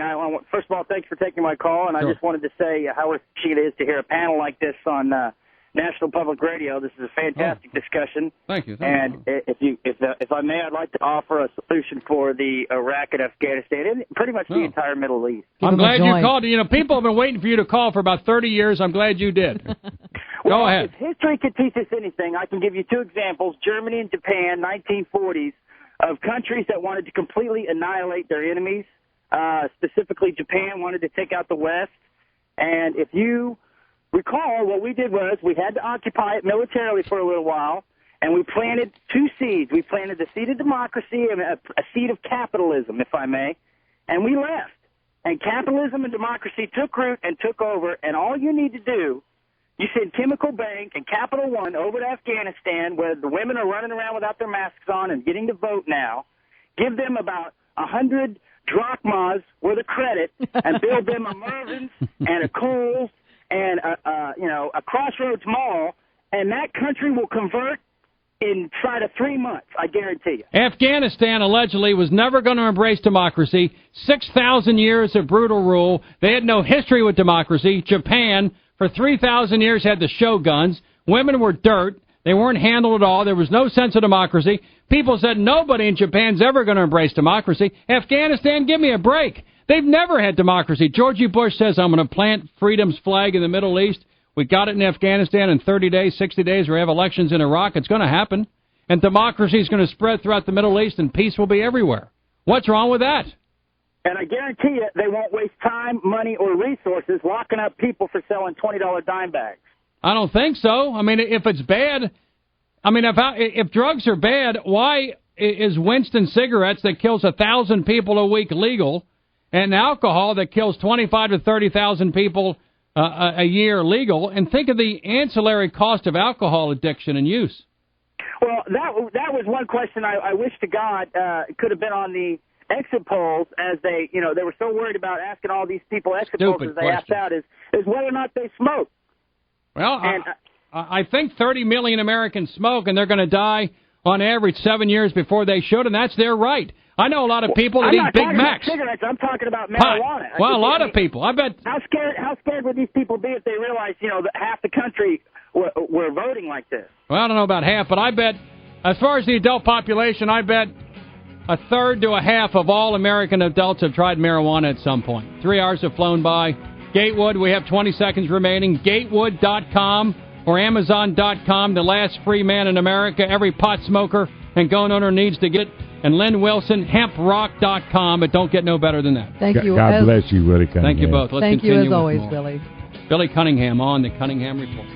The Cunningham Report is a production of Burbank Creations Limited. Copyright 2004. All rights reserved. Executive producer for The Cunningham Report is Rick Consolo.